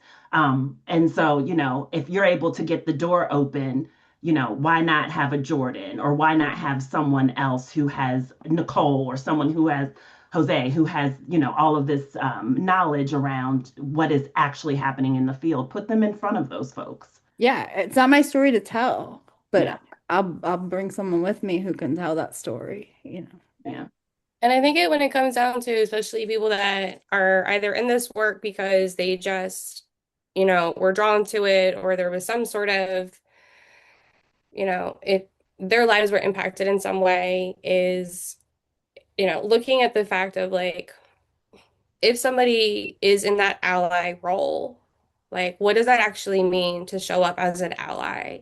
Especially when we're in spaces, because oftentimes, especially parents, like, you're in spaces where it's not safe for like your typical drug user, right?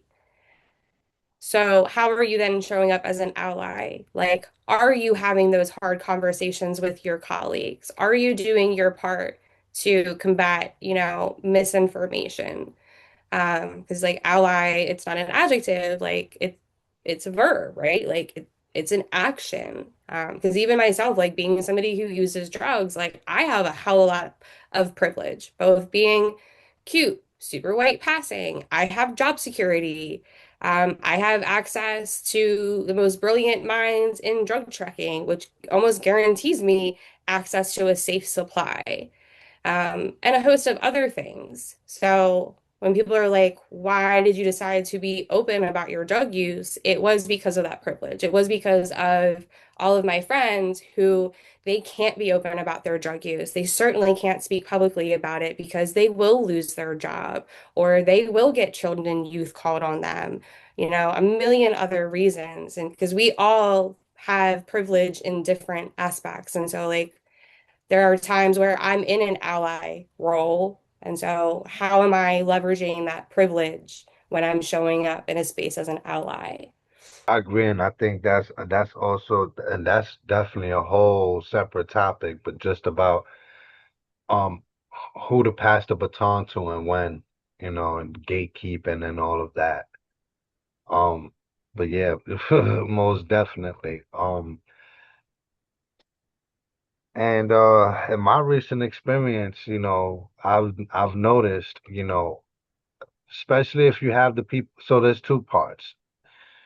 There's two parts of this, right? Once again, I mean, me, when I first came as a peer, in 2015, I didn't know nothing about sitting in front of a politician. None of that. I was actually taught by, yeah, actually probably a bunch of parents, if I'm being honest. And brought into harm reduction by probably the same people. But yeah, there's a role. They taught me, and I feel like as long as, you're willing to teach, that's part of it also. So a lot of people will give tidbits, here and there, oh yeah, this is happening because of this, or, but then won't give you like the sauce. Like when they do that again, this is what you do, and then also give the resources too. So definitely I agree, including the people and also teaching them stuff like that. And I think something that we have to do better in is, again, like back to that accountability piece, right? Because I've also, like, one, like, we talk a lot about, obviously, in this space, like, a lot of us have lost colleagues, and friends, but I've also lost colleagues and friends who are still physically alive. Um, but the weight of like that vicarious trauma from, surviving their addiction, and then the vicarious trauma of working in the field, and I've watched them have complete nervous breakdowns where there is a literal disconnect from reality and they've never come out of it. And that's a really shitty thing to mourn, right? Like that very well could have been me back in 2021. Like, and thank God it wasn't. Like, thank God for fucking psychedelics. Um, and also because honestly, what I needed, back in 2021 was I needed somebody in my circle that was willing to come to me and say, dude, you need to step back. you are not okay. Like you are not well. And I mean, people had things to say, but certainly nobody had anything to say to me. And I needed that. Um, you know, and now like I have, I do like an internal temperature check, right? Like, am I able to be objective right now? Like, am I running off of emotion? If I am, what's the emotion? Like, what's behind this? The amount of times in the last few months where I've gotten better at not arguing with people on social media. And so many times that I have typed out in paragraphs and then I just close the app out and I'm like, nope, we're not going to do it today. Um, because especially and so often we only get a couple of chances like to start that dialogue with people and like and if we fuck it up, like we've closed that door, if not for good, like we've closed it for a while. Um, it goes back to like how do we meet people where their beliefs are? And like I said, like I largely step back from the family advocacy space. I'm kind of on the fringes of it. Um, and really, like, I don't really need to be in it because I've got Sue, right? I've got Nicole. Now I've got Kimberly, right? I have parents and moms that I can tap in that, to be honest, they're going to be way more effective than I could be. And sometimes I've passed along a mom to Sue, who then later, like a year later, she's passed her back because now there's something that this mom needs to hear from me. And now she's in a space to have that conversation. She wasn't a year ago, but now she is. Like that's community, right? Like that's that mutuality. And it's centered around care too, right? Like just our society in general. And I've been talking to some people about how grief affects the brain, and but employers like don't necessarily see that as a mental health issue, or and so as a mom I have to be conscious of just coming into this and to this issue area and being like, what, am I okay to have this conversation today? Am I, maybe I need to step back. I ended up, like we talked about a couple of days ago, I ended up walking away from my job in the industry that I was in because the care around me having lost my son was not there. Um, and so, I needed to have that extra time to deal with my grief and my pain and my loss and all of that. So, we have to be conscious of that just in general when dealing with one another. I am the biggest, like, this is one of my favorite quotes in the world is Maya Angelou's, people will forget what you say or do, but they'll always remember how you make them feel. And I really believe that is like we need to treat people with kindness no matter what. Yep, 100%. And Kim, you're right. Like some days you will be able to do this, some days you won't. I know that there's days where I just can't. I can't do it. I can't hold space. And it's knowing your capacity is the most respectful and responsible thing you can do. Because if you show up and you don't have that capacity and you're causing harm without knowing it or with, like it's just not okay. And your capacity changes, especially in grief. I mean, grief is it's unpredictable and it's hard to navigate sometimes, but I think that, you know, the best thing you can do for you and your community and everybody else is just knowing your capacity and being able to identify when you have it, when you can work and when you can't, and you step back and give yourself grace. Yeah, and if somebody's Facebooking you 5 days straight, if you don't feel like you got to pick up, you take care of you. No shade, Suzanne. Shut up, Jose. No, I talk about that a lot, knowing when to tap out. You don't know. Look, I try my best to, even when I'm like feeling like, I have like negative feelings and stuff. I try my best to like one, say the right thing, and what I mean is not speaking in anger. And if I can't, I'll address that when I actually can, because so many times in my life, so many times, more than two handfuls, last things I've said to people before they passed was very bad. So I try to be very mindful of how I speak to people and, you know, like, yeah, man, like that's why I'd rather actually talk about it. Like, I mean, I'm used to, like conflict and all of that. I'm from Brooklyn, so, that's everywhere. So I don't mind difficult discussions. I don't mind saying my fault, I was wrong, or nah, you was wrong. But I'd rather it go down like that than, you know, when I actually am ready, you know, you're not around. So yeah, most definitely.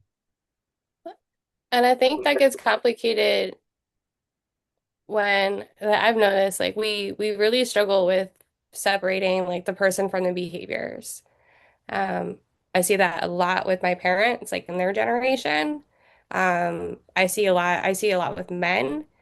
Like can't like, you know, criticism is taken as an attack on who they are and not and it shifts the focus away from the behavior. Like, but people aren't their behaviors. And like I had to get to a point where like one of my core truths became that reality of like humans are infallible by design and they will find a way to fuck it up every time. I remember somebody was like, that feels really pessimistic. And I'm like, it might to you, but for me, like that's what allows me to maintain my expectations. Because not saying that like it's not about expecting people to fuck up.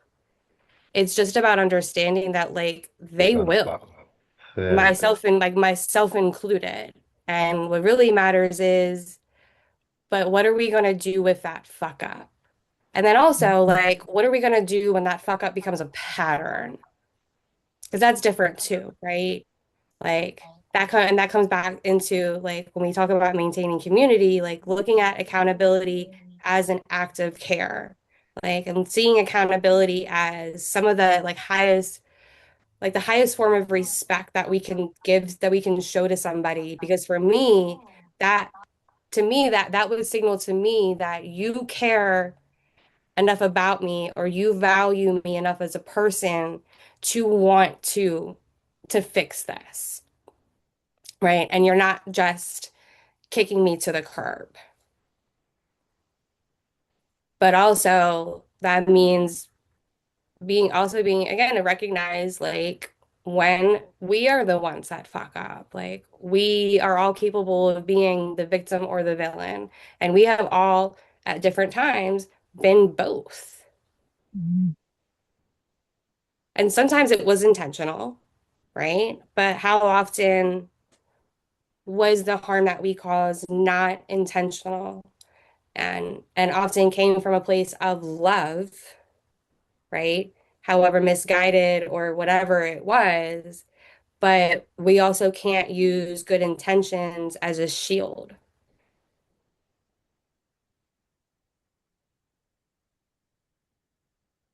Well, is there a time when actually I have a question really talking about that too. So hold on, give me 2 seconds because maybe there is something to be said about that. Got it right here.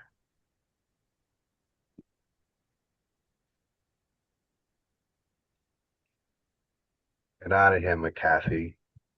Not renewing it. So when someone says, I'm doing this because I lost someone, how do we hold space for that while still challenging certain narratives they may have or carry? And do you think grief could ever be used intentionally or unintentionally as a shield against accountability? Because I feel a lot of times it does. Because I'm gonna say this right now. How and this is what my leaders brought up. Like when I say my leaders in harm reduction, I'm talking about people like Hiawatha Collins, Terrell Jones, Martha, Mila, These is people you don't really hear about a lot. Maybe Terrell, but everyone else you really don't. But harm reduction, not a reason to fuck up. Good intentions ain't a reason to fuck up either. And what that means is that, you know, hurt people hurt people. Do we acknowledge that? Do we acknowledge that hurt people? You know, but should we really give use that as a reason? And I've seen that happen so many times where, you know, and this is why I say, like, meeting people where they at has been weaponized because now there's the not leaving them there is ignored in that because, whether it's intentional or unintentional, it's still happening. It's still hitting, right? And if that's the only thing that we can say about our people, like, oh no, that's just them because of what they've been through, there's not really no work in that because what you're saying is like, no, it's okay for them to carry that trauma and hurt so many people. We don't know who's around who, how many people they interact with, how many people they affect. You understand? So if Harm we're so doesn't require intention, is what you're saying, I think. and also not also there has to be a level of us not making a Hmm. excuse for it either. Hmm. And that's my thing about it. This is why it's so important that we teach a lot of our people in this field emotional regulation. And it really don't matter where you come from, that emotional regulation piece, because you don't know who you hurting. You don't know who you impacting, especially the higher you get in leadership. Like, and this is why I'm like, I'm like, look, as long as you willing to learn and you interacting with the community, you listening to the community, and the community's there with you, then yes. But I'm gonna be honest, teaching them also. But if we're just okaying it and just leaving everything as it is and just sucking it up and coughing it up to hurt people, or that's just, trauma, whatever. Look, we're creating revolving doors. So I hear that. Don't get it wrong, but that's how I view it. So I'm wondering, do y'all see it the same way? I want to push back on that statement of hurt people, and say that healed people hurt people too. Like again, because like we are human. Like it's you can be the most healed person on earth. Like you're still a human being with a brain and feelings and emotions. Like we everybody on this planet knows what it's like to be feeling something and to know that what you're feeling is completely illogical and not rational. Like I was just like my partner caught me mid meltdown the other day, and now like he knows how to respond, but like there's been times I'm like, listen, I know that nothing about what I am saying right now is logical or rooted in fact. But like this is the current narrative that my brain is saying. But also here's the thing,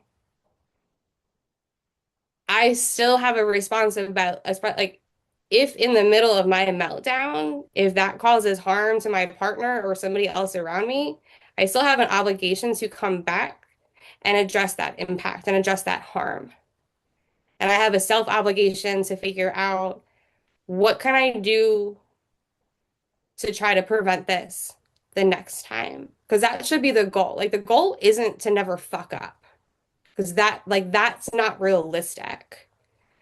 Like if we're creating an environment where the expectation is that we won't fuck up, we're also creating an environment that people aren't going to feel safe in, But are we right? saying, but also try not to fuck up, right? So Well, that's yeah, the I mean other that part of not leaving them there, right? Because yeah, we are gonna fuck up, we are gonna hurt people, but if that's it, we're just gonna.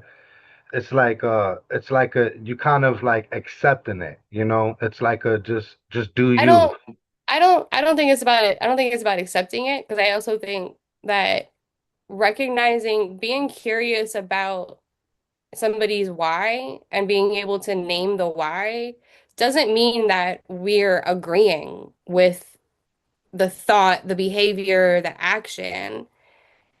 That's just curiosity, right? Because curiosity is also what allows us to still see the human, right? That's the important part. Like, how do we still always see the human? No matter how big the fuck up is, can we still see the human? But we also have to acknowledge, like, how many people do we know that are working in this field and shouldn't be? Oh, And it's that not about ooh, it's not and that's that's a real spicy take. I said that and to someone before and got canceled, got removed from Facebook. So but again, like, and that's some of those times, like, it's a training issue, it's an education issue. But how often is it not an education issue, right? And it's not a training issue. And we call it stigma in healthcare, and stigma isn't the right word. Stigma has become a shield that people hide behind. Because when it's not a lack of knowledge, especially when there's an established pattern, that's that's discrimination. That's a conscious decision to cause harm. That's a whole other different behavior. But I also know people that were removed from this space, and they should have been, but since then have done the work on themselves and now want to come back, and we don't want them back. Because then that challenge is, do we really then believe that people are actually capable of changing? everyone is. Everyone deserves the chance also. So yeah, everyone deserves grace. Yeah. I just also think that there's a fine line though, also. You know, um, I've seen,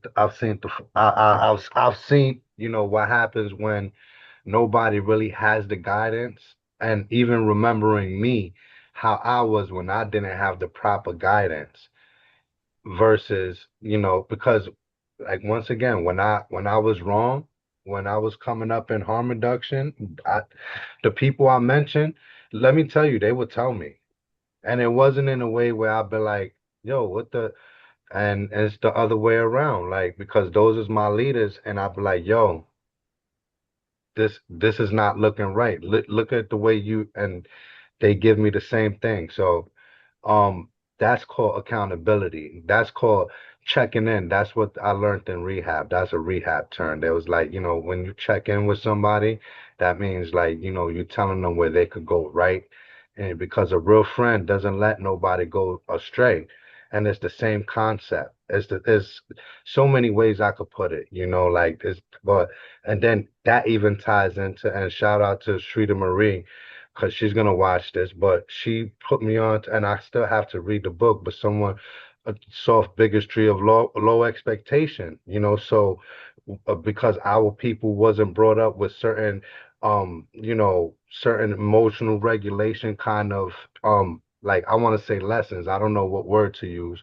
Or a person comes into this field, they coming in hot, they just lost someone, and everybody everybody's like, okay, what does that mean? That we cannot tell them, yo, you wrong. Matter of fact, that means that we can't tell someone that they're wrong and not have like that label of, yo, you're judging me, or you're judging that person, and I think that that's why there's been so much friction in between these two groups we even talking about, is because like either side, I'm gonna be real, it's not even one side, either side doesn't get that through their mind, that when we talk about real collaboration, real partnership, real community, you say it, the messy middle is not always pretty, it's not always good, and real growth, very uncomfortable. And a lot of our people, we just haven't got that in our head, that just because, look, just because it don't feel right to you, it don't mean that it's not right.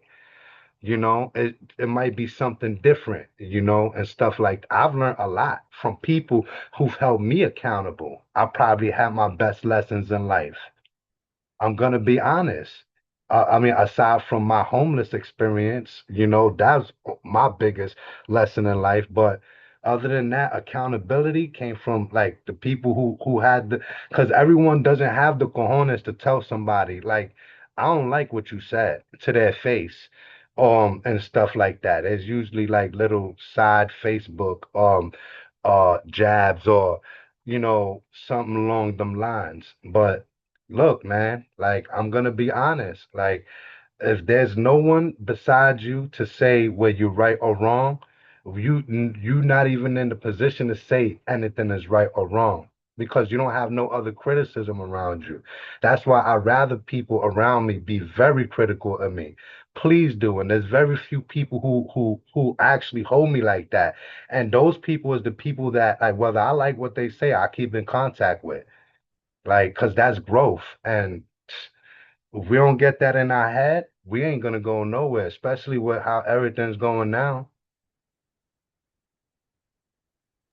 Well, I just have a question. Is there like a leadership pipeline? Because through, harm reduction where parents who are coming into this field can learn, or, people with lived experience can learn, because I will tell you, on the drug induced homicide side, I believe there is a pipeline, a leadership Oh pipeline. yeah. And Yeah. because I've seen it, but like, and I hear you, Jose, about like, being open to listening to folks say, you said something wrong or you did something wrong. But if we're not teaching folks, like we've got to figure out how to meet people where they are, right? And like how to show them how to be compassionate if they don't know how to do it. Yeah, and it might sound aggressive, like I'm saying you're wrong. No, I mean, look, Oh, I know. yeah, there's Yeah, a way to talk to everybody. You exactly. understand what I mean? But like, yes, and honestly, I don't, I know, I don't know about a leadership pipeline, but I feel like if there's people who want to come into public health or harm reduction and recovery specific, there's groups of people who play sometimes two roles in one, a bad and a good. Gatekeeping, but then also they also play a role of like that whole, like teaching people, like there's like a little 50-50 divide if I'm being honest. But there are groups of people. Look, there's the Nicoles and Suzanne. I wish just I'm done. You know who I'm I love talking about.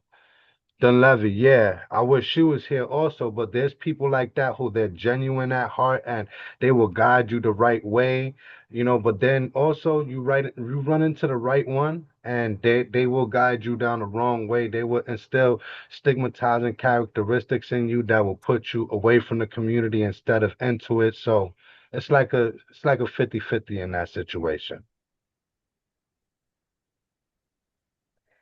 I mean, there should be one. I mean, just honestly, just mentorship in general. Like we're sorely lacking. Like Kim, like you had mentioned earlier, like I mean Sue touched on it too. Like there's so many ways to be of service, right? Like everything from you just having these conversations with your neighbors and your coworkers, right? Doing your part to put out like correct, factual, non-stigmatizing information, up to, big and grand things. To be honest, like where I have seen the most effective advocacy is in the little ripples. Like, we really don't know what impact that we're having. Like one of my favorite things to do is I load up my wagon with naloxone, mostly Revive. Shout out to Van because he's on here listening. We love Revive. Um, Vansky, let's go. Vansky, my mansky. and I'll drive down to downtown Wilmington here on the riverfront and I'll park my car and I get out and I'll just like pick a random street corner to post up on. And I usually have cute signs. Um, and I just talk to people as they walk past, random people, um, give out Narcan, meet like I said, just random people and and do impromptu, overdose reversal trainings. And I talk to so many people that care very much about their community, um, and have a really false perception of like the resources available. And I give them the information, and all of a sudden they have a whole different perspective to go home and consider. Um, and that's always my goal. Like I'm not I don't set out to change anybody's mind. Like I'm not that important, I'm not that powerful. Um, Best case scenario, our conversation sparks them to either have another conversation with me or it sparks them to have a conversation with somebody else in their life. And then maybe that sparks another conversation, right? Um, I mean, like that's what matters. Like it's really easy to do the big flashy shit. It's re that stuff is the easy, but it's how we're making changes in our immediate surroundings, like day to day. Thank you for that. I didn't mean to hijack it with the question, but I Mhm. just, You ain't thought hijack nothing. it. Thank you. No, that was a really good question, and I definitely welcome that. Ashley was at work, y'all. So I know we 2 hours plus in, but please forgive Ashley. But Ashley, you want to introduce yourself to everybody, and um, yeah, I don't even know how to intro you in because we so into like the conversation. But go ahead.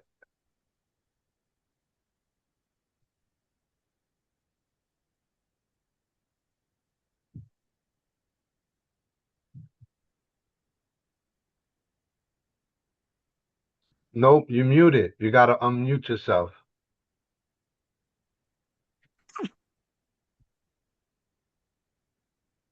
You took yourself off video.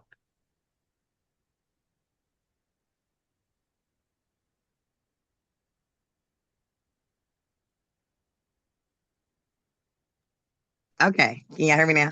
Mm-hmm. Okay. All right. Hey, I'm Ashley. I am Ashley Green Winters. I'm Baby Cash's mom. He was 3 when he passed away from fentanyl poisoning. He was over his dad's house. Well, first, I'm a recovering addict. So, I'm 7 years clean from crack cocaine. That was my drug choice. Um, I couldn't get clean on my own. I tried and I just couldn't do it. It was a 4 year addiction, 4.5 year addiction. 2 years I was functioning and had my kids and had a townhome and a car. And, I just thought that it was something that could go undetected. I knew I was doing wrong, but um, I just didn't think that it would catch up with me as quick as it did. It took 2 years. So, at the 2 year mark in my addiction, because I started real late on and like later on in life. I started when I was like 26, and at 28 my two oldest kids were taken from me when I caught my first drug charge.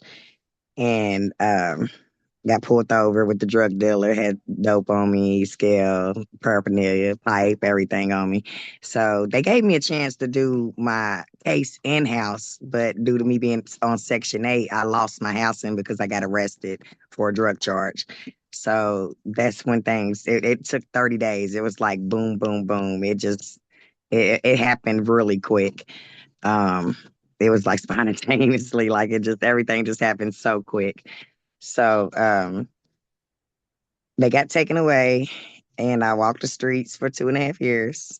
Um, I I wanted to quit, but I couldn't quit. Like I couldn't find it in me or a reason beside. And I love my kids. That's the thing about addiction. Like I'm very grateful I went through my addiction and overcame it.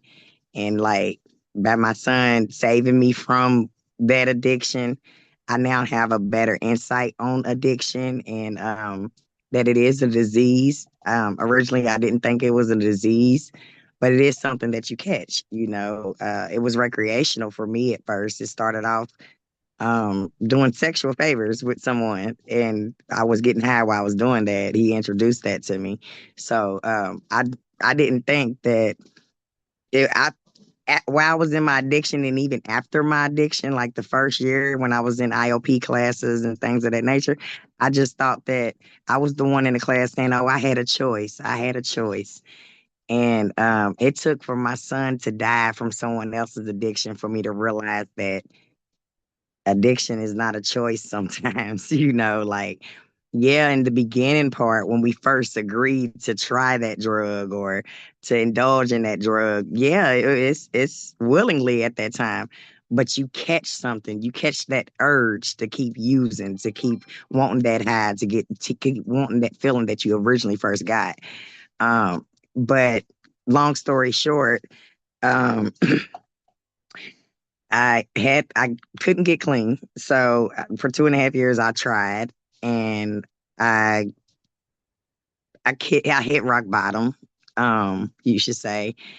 Um it was like I needed an outlet, but I couldn't find one on my own. So I went to God with my problems. I'm a Christian, I'm very spiritual. So I believe in a higher power. And that's who I went to. And my rock bottom was getting determination of rights papers for my other two kids. I was like, God, I need a way out. Like just send me a sign to get me out of this. And a week after I prayed that prayer, I found out I was pregnant with baby Cash. And God, this is so emotional. But that was what got me clean. I found out I was pregnant with him and I checked into rehab 3 days later. Um, because it was, I felt like he was my outlet. I felt like he was heaven sent. And so uh I got clean with him. I fought for my other son. My daughter had graduated and aged out. And I fought for my other son, but due to false drug screens, they eventually terminated my rights. I fought for 2.5 years for my son. I'm the first one. It's when COVID hit, so I'm the first one that jumped on the Zoom meetings for court days. I was the one asking the judge and the drug court person for extra drug screens because I just kept coming up positive and I didn't know why. And at the time, I had dreadlocks and my oral hygiene wasn't the best and everything. So they tried to do a hair follicle on me on my dreadlocks, and my dreadlocks came back with dope still in it, cocaine still in it. And they counted that against me. Doing my research, I found out that cocaine can stay in anybody's hair for up to 7 years. So, but the judge, they ignored all the things that I came to them with, telling them, hey, how I was the one that asked for extra drug screens. Like they'll give me 2 drug screens in a day and I asked for the third one.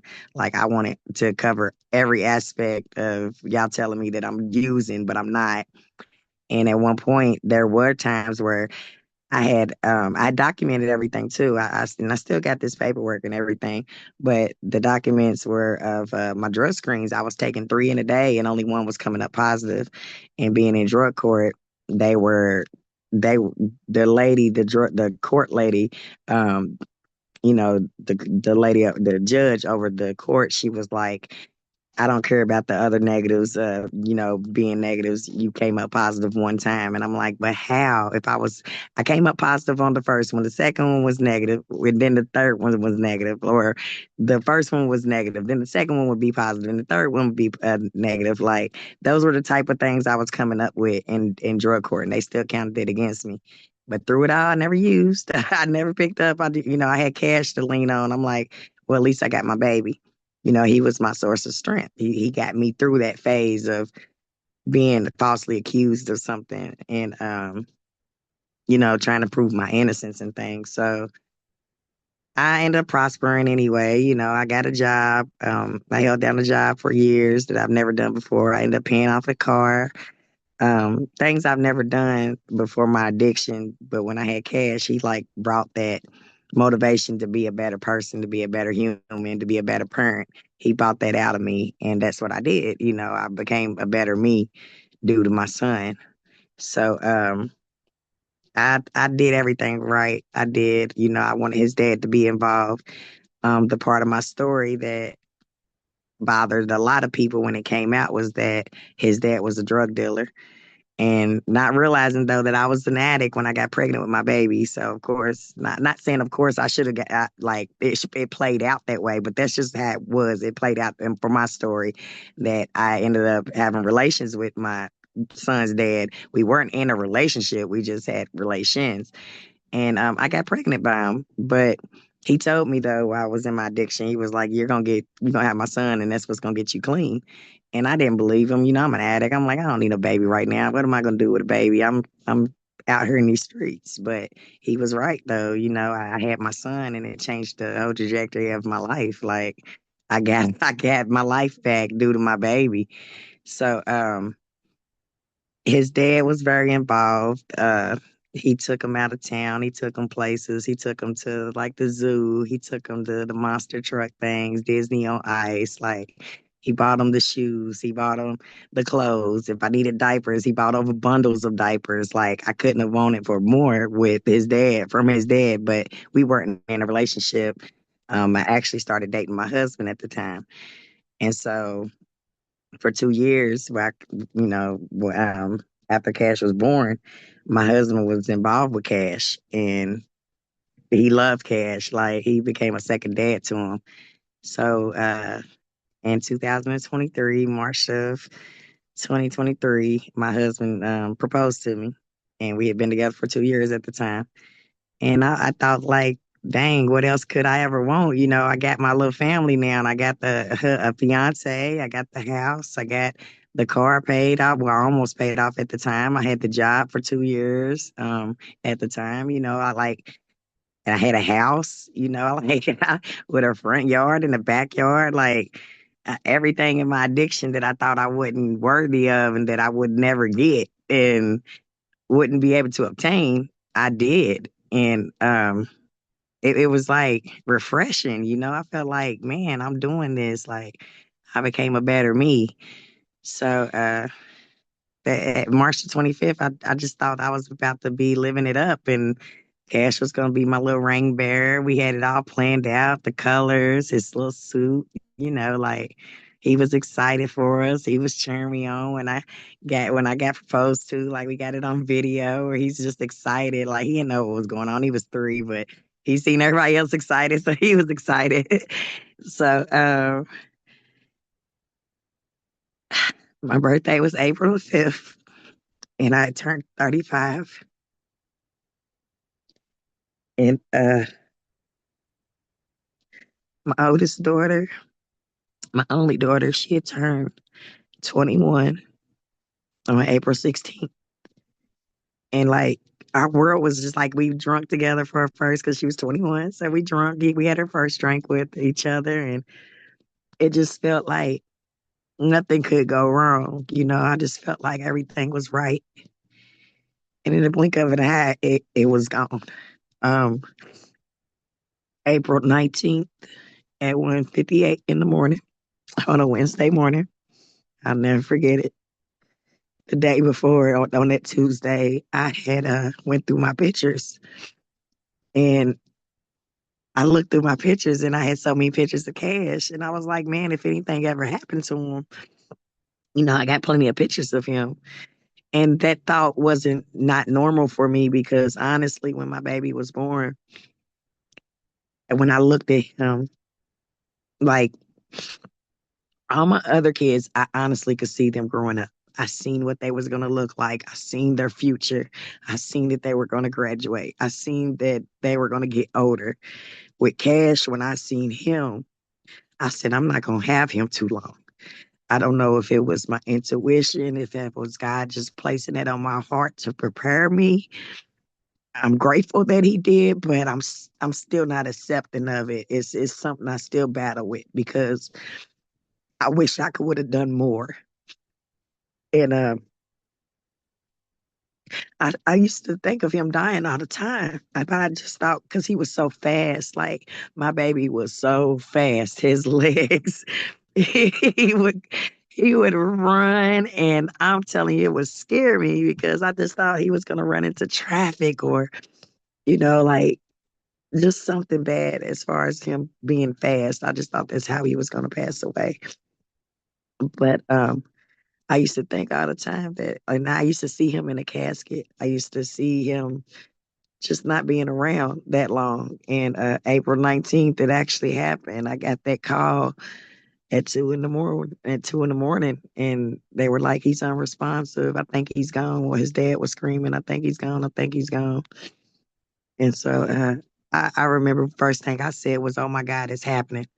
Because I had that thought in my head, like God did place that on my heart. I know he did. He knew that Cash wasn't gonna be here that long neither. And he placed that on my heart for me to sort of prepare myself. But even though you can never prepare for your child dying, I did know before he died that something was gonna happen to him. I just didn't know what.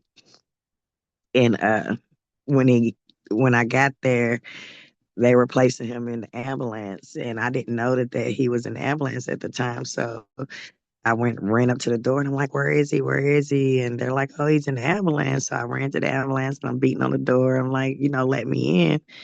And they pulled off on me. So me and my husband, we raced to the hospital, and they asked me if I was the mom when I got at the doors, and I was like, "Yeah, that's my baby in there." And it was like so many police officers there, and I didn't know like what was going on.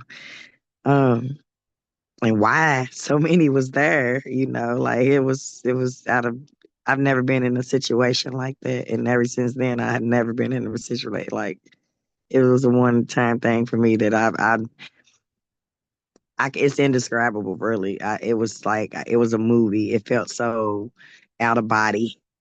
So once they got me in there, the chaplain came to talk to me, and he was like, we're trying to revive your baby. He doesn't have a heartbeat. We're breathing for him, but as soon as we revive him, we're gonna get you next to him. And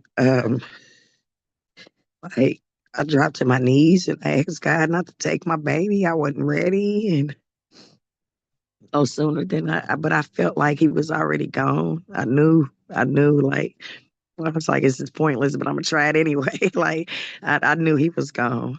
And then the two chaplains came in, and they were like, we tried everything. We exhausted all our resources in trying to revive him. You want to be in here when we stop working on him? And I was like, yeah, like I wanted to be there every step of the way. That was my baby. So when I got in there, I remember the nurse was on top of him, and she was pumping on him, and he was just limp, like his eyes were still open, and he slept like that. So it sort of looked normal to me. It was just until like when they stopped working on him and they called his time of death. They let me stay in there with them for a few minutes because they said I couldn't hold him, but I did. like they told me I couldn't, but I'm like, they're not gonna tell me what to do with my baby. Like so, I didn't get to hold his whole body. I just held half of him, and um, I looked at him. His tongue was starting to turn purple. His eyes were a little foggy. Well, at that time they weren't foggy. The second time I seen him, they were foggy, and his tongue was purple. And you know, it's no way you want to see a 3-year-old. It was very traumatizing. So after that, I didn't know how he died. I'm sorry it taking so long, but I just like telling his story is it's a healing process for me. Like I didn't know what fentanyl was until he died. And so when I got the autopsy report, that's when I found out it was fentanyl.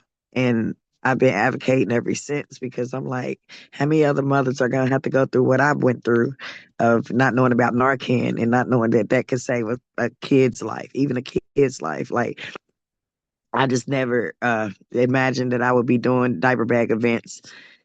Um, I never knew that I would be doing something like that and putting Narcan in their bags. That's something I've done ever since he's passed away. It's a diaper bag giveaway I give April 19th of every year because it's hard around that time. It's really hard to cope. So I try to find something that'll balance my grief and my purpose and of trying to find a reason of, or really just a purpose of what I can do with this pain in honor of him, you know. So we are still trying to find to pass a law in his honor because no one's been held responsible out of the four adults that was in that household, even though there was like one main lady that initially all the signs pointed to her that she was because she was a user. She overdosed after he died on fentanyl and was revived.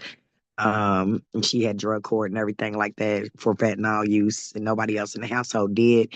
But because there's a lack of evidence, there's been no charges, even though his case is still open. So, yeah, I'm just thank you.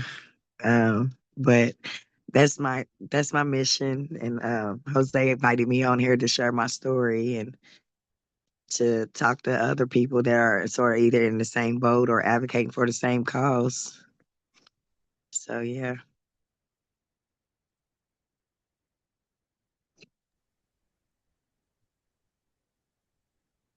Every time, excuse me, every time I hear that story, it's first of all, much respect to you, much respect to all the mothers here, Kimberly, Suzanne. You know, she's at a dinner now, so she had to step away, but she's listening. Dealing with that, losing a kid, I can't even imagine what that feel like. I broke down losing my cat. You know what I mean? So I could imagine what it's like losing a kid, your legacy and stuff. So I want to so much love and respect to go through that. So through those feelings, carry it every day in your life and stuff, and making a movement from it. So yeah, much love.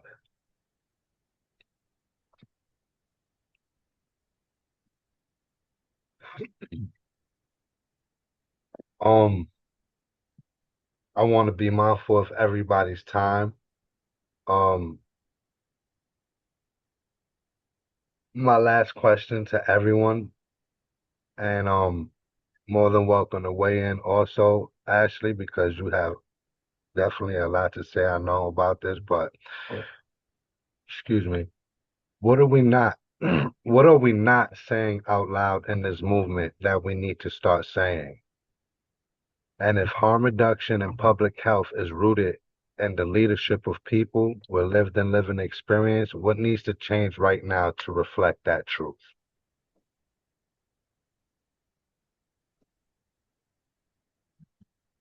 We'll put it in the chat right now.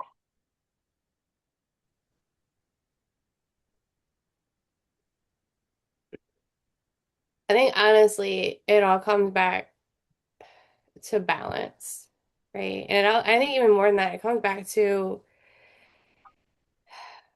we do great when we have like get right, like give us a checklist, right? We do great with the checklist. But when we talk about having that balance of both, knowledge, education, lived and living experience, that's also a constant living and breathing thing because experience that is relevant today isn't going to be relevant in 10 years. It doesn't mean it's not valid anymore. It's just not relevant, right? Like, and we see this happening now. We'll take, somebody who was using in the days of heroin, that experience is not relevant to the current drug supply. Like Right. it's night and fucking day. And it doesn't say that there's nothing valid or invaluable with their experience. It's just not relevant to this given conversation, right? And this given need. And that's also always going to change. Um, I but got a having again, like question. having that balance. Yeah, I got a question. Can y'all hear me? Yeah, Oh, we can okay. hear you. Yeah. Okay. Okay. So what is, I know I missed a lot of the conversations and stuff. So are we talking as far as drug use? Are we talking as far as drug dealing? Like, what's the balance that you're talking about? Because to me, I just feel like drug dealing, period, is just, it's not the same no more. It's not, even, it's not a good thing, period. But I understand why people do it. Don't get me wrong. But with fentanyl being in everything, like it's literally one of those things that you just can't, it's so common. It's the common denominator of all drugs now. Even weed's not off limits. So I'm just saying, like, where do we finally put the stop to advocate, or where do we finally advocate for just drug dealers not being drug dealers anymore? Like, I love harm reduction and what they do because I see the cause. I see that their mission, if you're going to sell, test your products, or if you're going to use, test your stuff. And drugs aren't going anywhere. But when are we as a people going to tell our cousins or tell our brother or tell our uncle who's selling? When are we gonna be just like, you're wrong? You're out here really literally destroying families. You're destroying a person. You're destroying humanity. When are we gonna be able to have that conversation and other people back it? Like nobody wants to back it. When I advocated for it on my page, I got so many people. Oh, they're not bad people. You're condemning them. I'm not condemning them. I'm saying it's like the Bible says, love the sin, hate the sinner. Or love the sinner, hate the sinner. Yeah, or hate the sin. Like I love the person. I just don't like what they do. So like what are you, I'm trying to like sort of equate that into what Jose was asking. No, I actually, but a couple of things to that. Couple of things to that. Um, First of all, you're justified in how you feel. You know, last month we had a conversation, and Zay Akaranta was the one that said it. That it really resonated with me then, and it resonates with me even more now. I hear you, and if I had a choice and snap my finger and everybody's mental health issues, poverty, systemic issues, racism, everything, all of the above, families being broken apart, people being targeted that don't need to be targeted, and now they fill in the prison system. If I had a choice and snap all of that away, I would. But that's not the reality of it. And Zay says something and it's like, yo, a lot of times our our our energy is put into who's not even the enemy. And I'm not saying they're right or wrong. I'm not here for that. I'm not God. That's up to God. They know they have convos or they don't, whatever, but they know what's going on, you know. But the people that we need to look at is not those people. And I think that's what those folks are saying.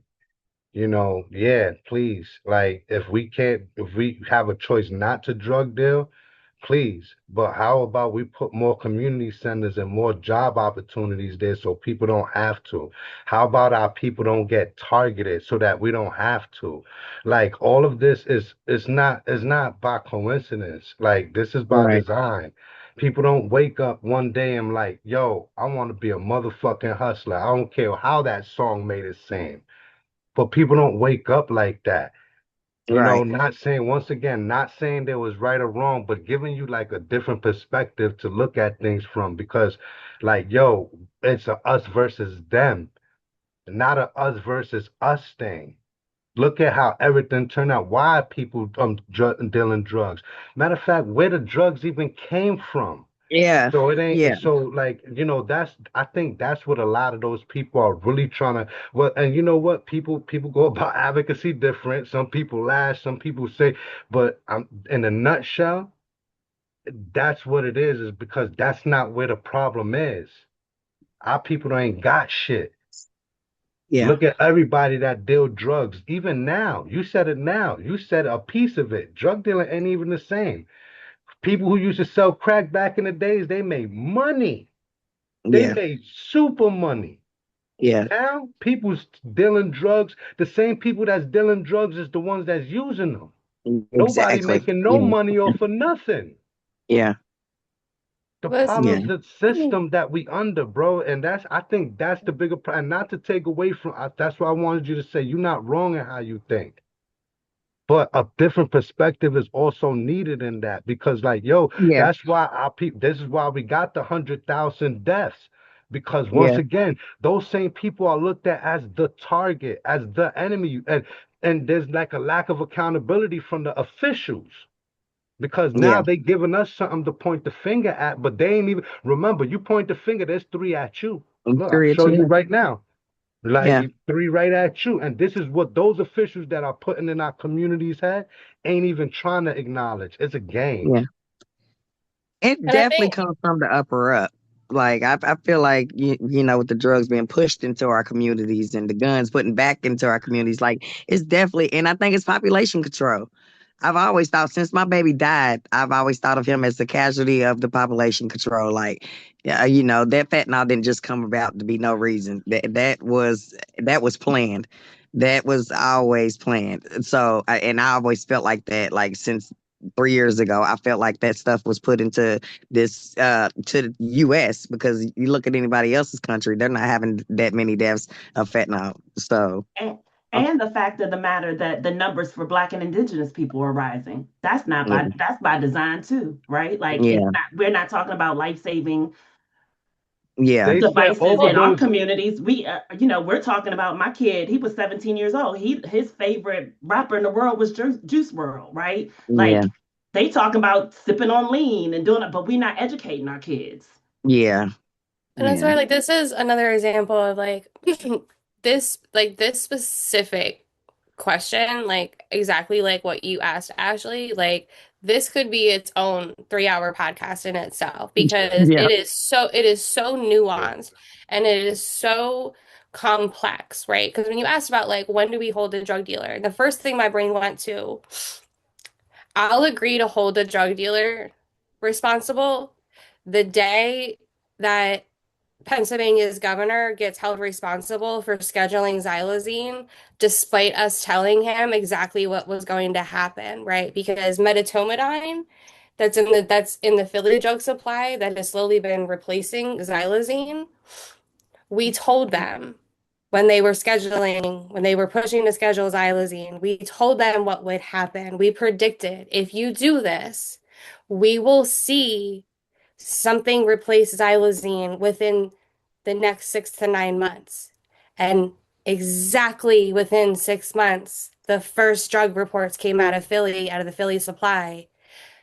Medetomidine was appearing. Reality is, we can't even talk about drugs in the same context that we talked about 15 years ago because the reality was 15 years ago, heroin was heroin, crack was crack, coke was coke. yeah, You knew what you were getting, right? Sometimes the cutting agent varied because I've also sold drugs. Like everybody has a mark, everybody has their own recipe, right? Like that's their brand, that's their signature. right, Today, if you look at the most recent sample results that came out of Philadelphia, right? And so, the Northeast, you're lucky if what's being sold as dope is 20, maybe 25% fentanyl, if you're lucky. Then you've got some sort of sedative. It was xylazine. Now it's becoming medetomidine. And then you have a whole host of random ass chemicals, yeah, just random ass research chemicals. So like that's just one nuance of it. Is where like we draw a funny line over what's criminal and what's not. It's like that saying of like, what's trashy if you're poor, classy if you're rich. Drugs. Like, Mm. because Right. here's the thing, like when I was selling drugs, I may have been picking my drugs up in the hood. I was not selling my drugs in the hood. Who I sold to was assistant district attorneys. Who I sold to was county and city police officers. I sold to probation officers. I I made runs. I had clients in Prince George's County, right? I sold in wealthy circles. That was Yeah. also what allowed me to survive, to come out of all of that without a criminal record and nothing but that. Um, so I was really like that. That goes back to like the balance. Like we can't pick and choose who applies to what, which life is valuable, like whose life isn't valuable, who's more deserving, who's not deserving. Um, and it's also easier for the system at large to pit us against each other constantly. Yeah. Like that's all by design too, because that keeps us all fighting, and then we can't target who's really at fault here. But it's also like the reality is, will our government ever be held accountable for the role that it has played in hundreds of thousands of deaths, right? When people talk about why haven't the Sacklers been criminally charged? Because of exactly what would come out during discovery, right? Because of how deeply our systems and people of power would be directly implicated, and we can't have that happen. So, like, I mean, this drugs have been a war on drugs has been around for forever. It's not going away. The scary part about it is the fentanyl and the other things that you've mentioned that are in things now, and it's like we won't. What is the end goal here?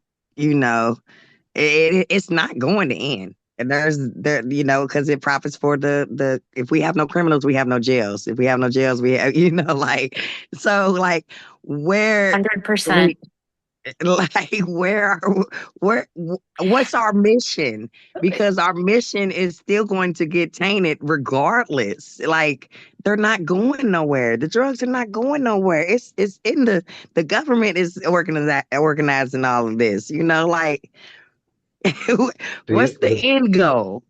see, I want to look, fight, but I'm like, what's the end goal? There is not like my kids will still be fighting for this. Like Mhm. it's going to be continuous. So what's the end goal?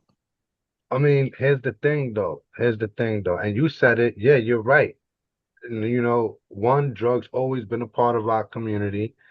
Two, there's always going to be this war on drugs. It's oh, Yeah, one replaces the other. Remember, it was just straight heroin, break yeah, with baking soda. I mean, excuse me, cocaine with baking soda, and right. then fentanyl.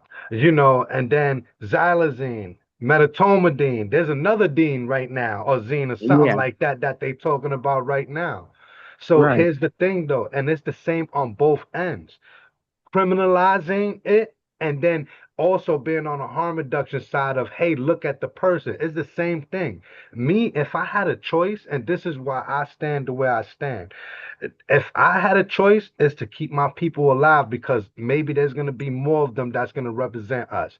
Maybe there's going to be more of them that's going to be different leaders in the community. The same way we all in here talk about it so that they are all of these things that we talked about, jobs and community centers. But let me tell you, that possibility, that risk, that possibility, I mean, it goes down the more they die. We got Yeah, less people to be alive. We have less of our family members because all of us, you know what, whether we criminalize or not, our personal family members is gonna keep on sniffing and shooting. It's just yeah. simple like that. And that's Yeah. where I'm at with things. And this is also, and this goes into like the conversation. And don't think that this is really an attack on you, but this was a topic on what we said on why, like, when people come into the field, come in losing people, you have to be in community with people who's already in it, one who experienced it, because, yeah, you have the lived in experience. Don't get it wrong. But now you come in with grief too. You know what I mean? You have the lived Yeah. in living experience, but now you come with grief, and then now there has to be someone who's just there also to guide you, like, hey, look, remember who's the enemy, remember who is the ally, remember who's the potential either or. We can't come in here with our personal beliefs in this field, because remember, yes, you lost your personal loved ones, but what comes out of you, out of your mouth, out of your advocacy, out of what you advocate for, it affects millions. You Yeah. understand? This is why I'm so big on telling people that 100,000 that we got every year since 2020 up until like 2025, it made up more than half of the recorded overdoses that CDC recorded. It wasn't because of fentanyl. Fentanyl was a factor.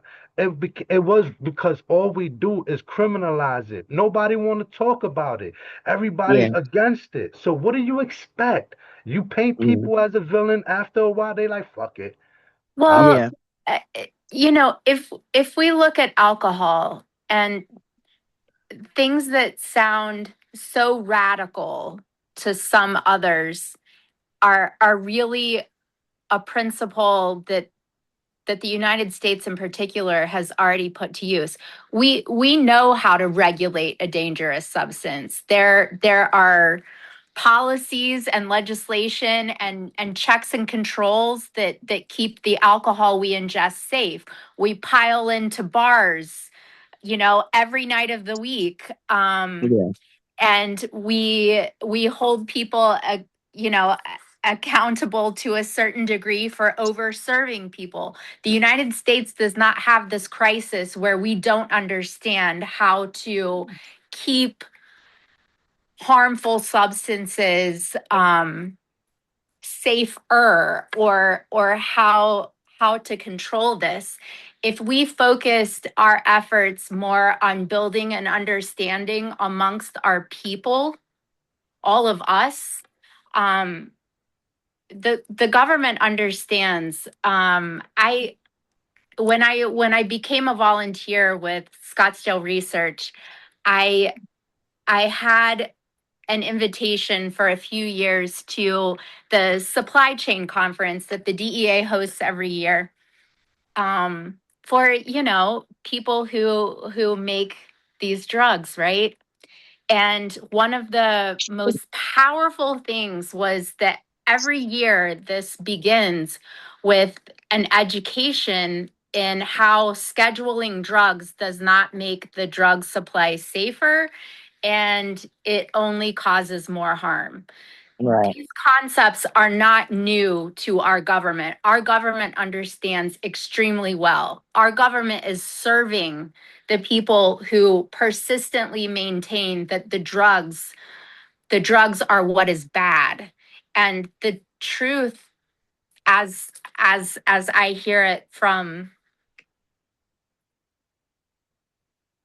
all of you, is that people use drugs to escape escape their feelings, escape their impossible situations.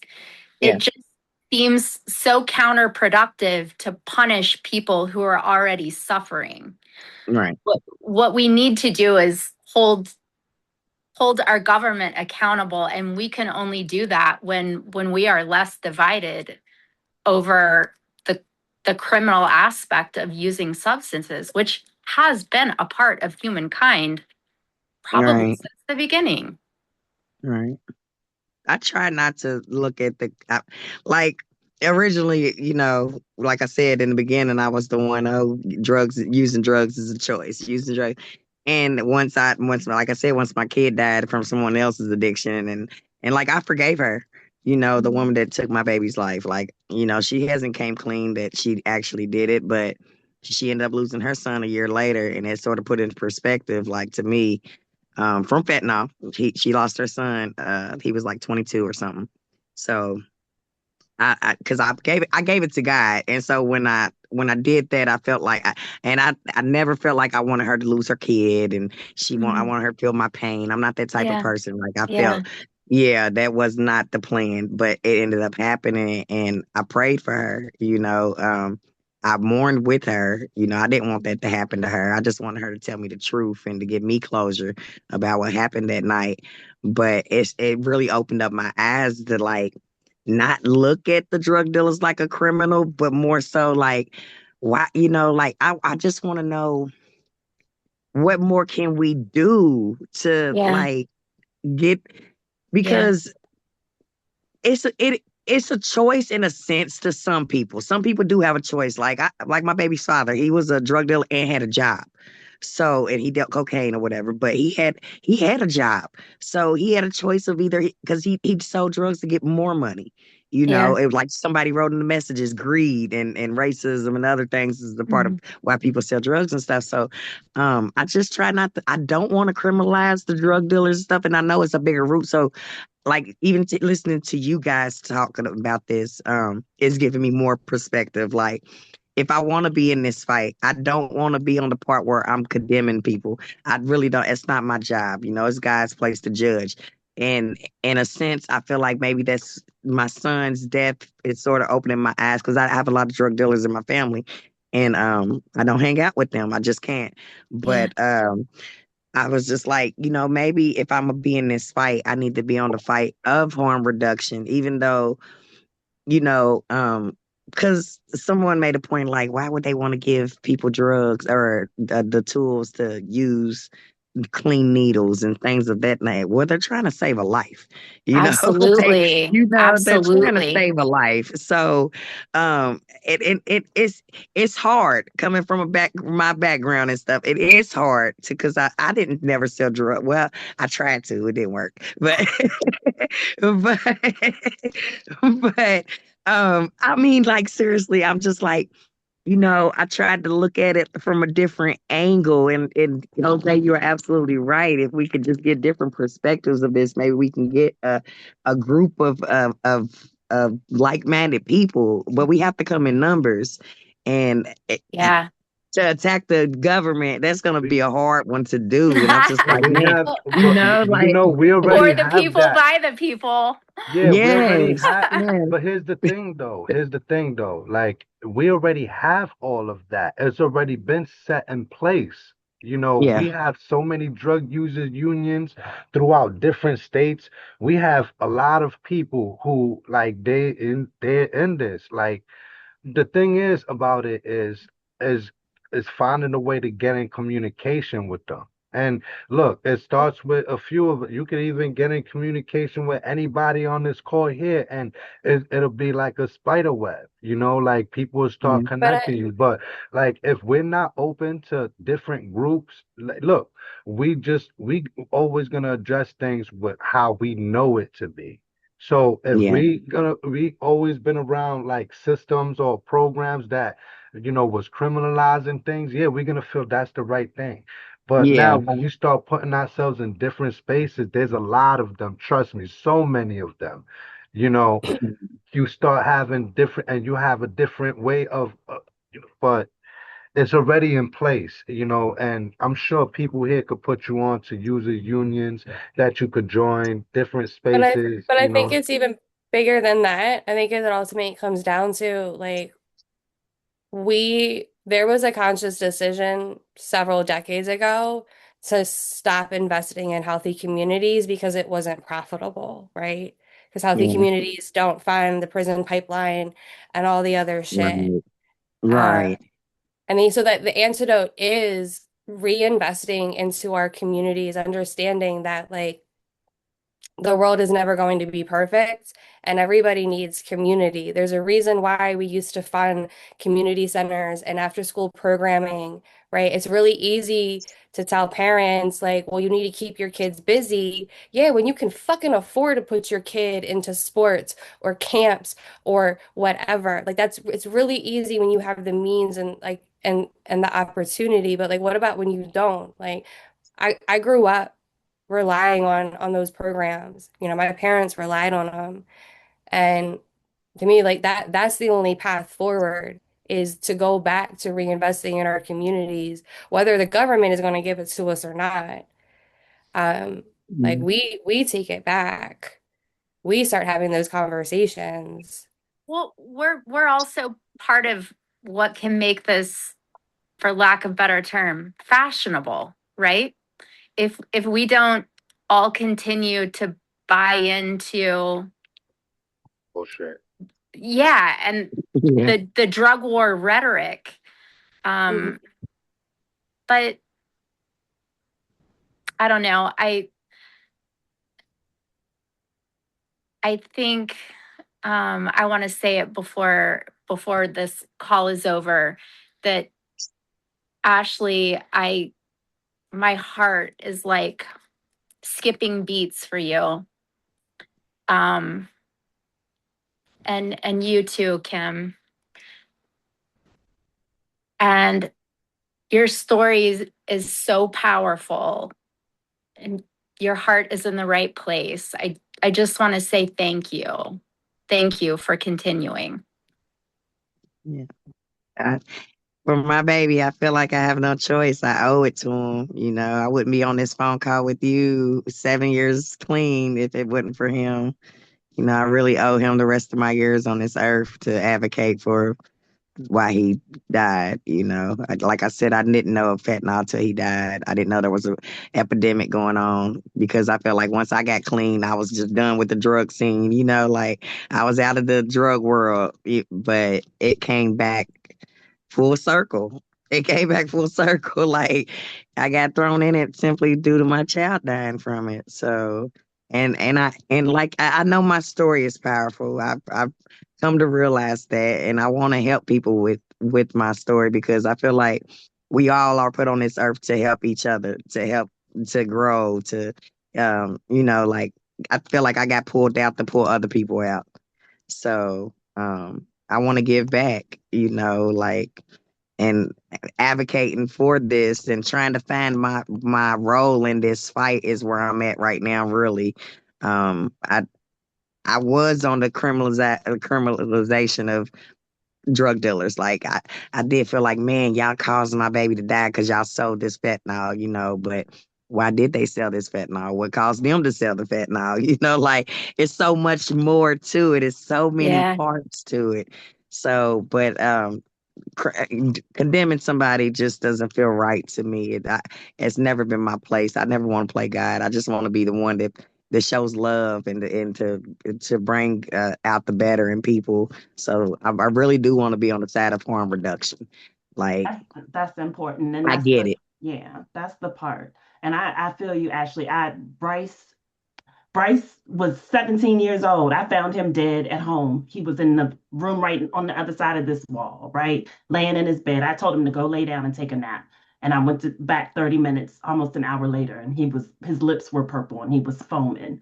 And so he had overdosed. And so I tried to save his life, all of those things, all of those things. But I knew immediately that I could not. I mean, it was a 15-year-old boy who sold to Bryce. And I knew, I wanted, like you, I wanted to talk to his mama. I wanted to have a conversation, but I didn't want anybody else's life to be ruined. I didn't want to see Mm, another Black boy go to jail. And I knew Bryce was right, selling his Adderall. And that same morning, I asked him about him buying weed. And he said, and I asked him, were you buying pills? And he said, no, mom, I bought some really good weed. I'm going to sell it. And I told him, I said, boy, you can't do that.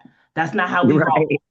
right, We right, don't do right, that. You're gonna go to jail. I've worked too hard to see you have a good life. right. And I refuse to see more Black and brown people who look like us get pulled through that prison pipeline system because it's just gonna continue to affect our communities in the worst way. Right.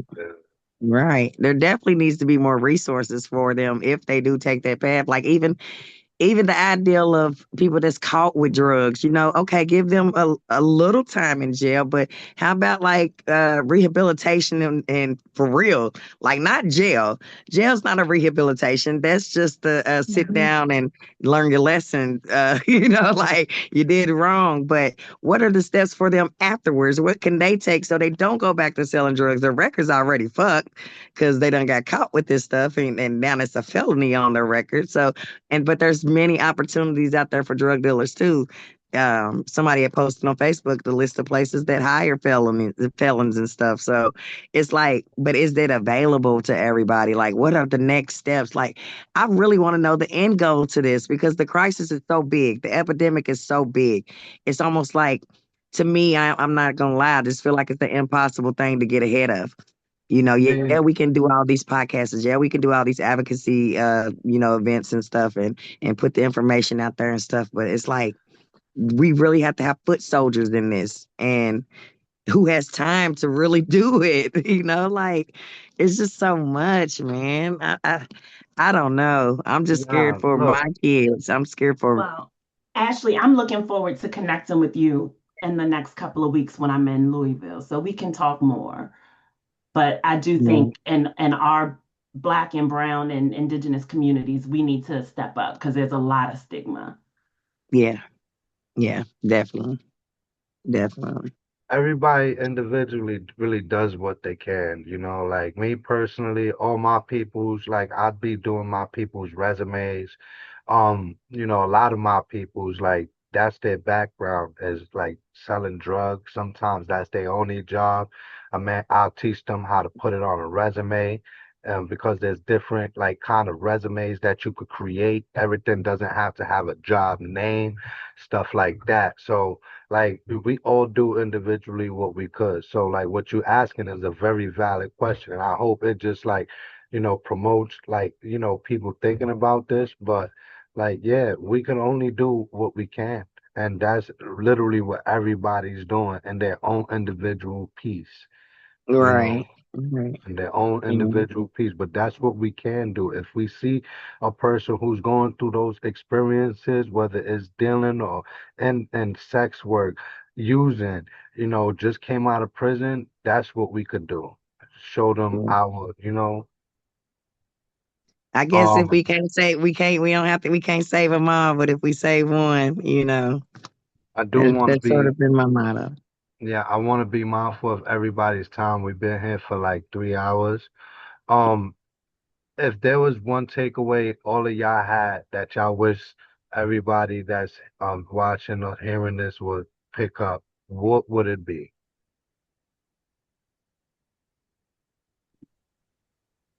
Keep doing this. Like, doesn't have to be a webinar. It doesn't have to be, it doesn't be on social media. Like, it's literally like just keep talking and Hmm. also be very intentional. Like, push yourself to just show up with curiosity, even when it's really hard to.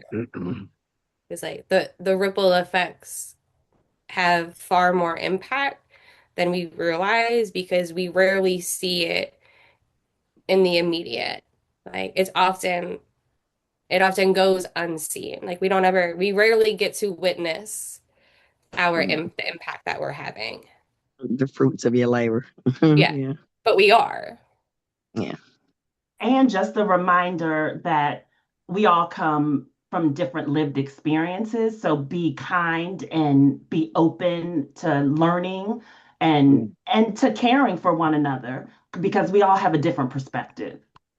Right. Yeah. That's what I sort of got. I sort of got like out the little time that I've been on here is that um we need to care for each other a little bit more and be open minded, like you said. Be and be vigilant in our advocacy, like in what we do. It doesn't have to be a continuous thing. Give yourself breaks and stuff, but if we can at least just help one, that that says a lot. So I believe that. I like that story.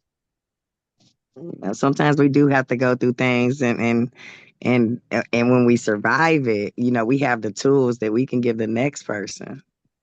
It's not a one-sided thing. Like I think, like I said, we all are put on this earth to help each other and to give each other something, just in love. Definitely love. I'm all for love. So I hate being the one to inflict, any type of pain on anybody. So I'm just, I don't know. But yeah, that story's nice. Jordan and Nicole, y'all, what is something y'all want people to take away from this conversation? We I could, gave mine. Yeah, okay. I'm going to keep mine really simple. It's that I love you.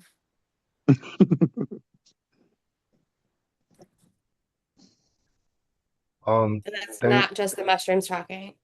No, We love you no. too, mushrooms will have you Nicole. like that. Mushrooms will definitely have you like that. Um, thanks, Eventually. thanks, thanks everyone, for your time. That was a fast 3 hours. But my cats are looking at me crazy right now. My husband is But too. I really appreciate y'all, and yeah, much love. Thanks for bringing us together, Jose. Yes, Absolutely. Invite yes, me to the thank next one. you. I'll definitely try to come, Will sooner do. than tonight. Bye, Gotcha. everybody. Thanks for hanging. All Have right, a good good night, night. Bye. guys. Nice Take meeting care. everybody. Bye bye. Bye bye. What's going on, everybody? I just want to give a little recap of this month's episode, what we heard, and also what we learned. Um, this conversation was very much needed because of the friction between people with lived and living experience and harm reduction and recovery, versus people who are in harm reduction and recovery, maybe because they lost someone close to them, um, or even because maybe the field was enticing to them. Through this conversation, we learned about certain nuances that a lot of people who come into this field with just the experience of grief, they miss. They forget the reason why really all of these public health settings came about to begin with. A lot of times we come into these spaces with grief, and with grief comes a lot of emotions, and as humans, we are conditioned to look out and not in. This is why it's so important, as was mentioned a few times throughout this session, that if people are going to come into this field and they have like that level of experience, where they don't really know what's going on, they're there because they want to do something about, you know, uh, the person that they love, and accountability and all of that. You have to stay around people from the community who are in it because of their personal experiences, on top of also experiencing loss, from close one, whether it's friends, family, people they work with even. Um, so it was a very special conversation because we was able to actually, speak about a lot of the things people really shy away from. So um, one being, you know, not being able to understand or relate to the lived experience, and that causes us to have two different ways, multiple ways of advocacy and also multiple goals. Sometimes those goals not aligning with another. We had a mother question in this session, when are we going to start, addressing the drug dealers and arresting the drug dealers? And that came from a place of love in her heart because of how she lost her baby. And then also, the people that was around her during that time. Um, right?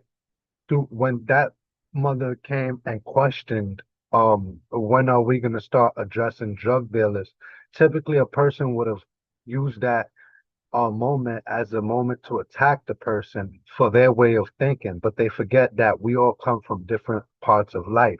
We come up with different biases also, and then we also have people supporting us that when we start looking into it, that person's just really putting their bias on you too. This is why I mentioned in the session one of the most important times that a person can get support is during um of what they're experiencing. So while that person is alive, is when, the person should be, seeking support, answers, and things like that. Those moments actually define how the person is going to react when stuff hits the fan, when the person passes away or they lose or they lose a person, right? Is going to decide what avenue of advocacy they're going to go down. Are they going to go down that path that says, yes, we need to arrest our way out of it and create that revolving door that we know hasn't been working all these years?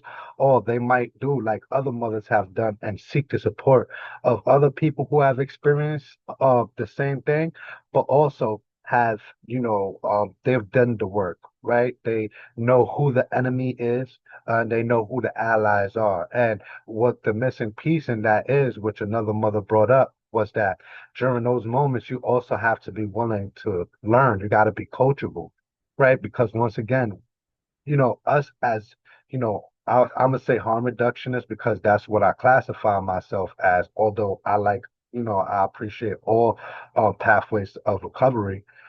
Um, one thing she said was we have to be willing to be taught and be coachable.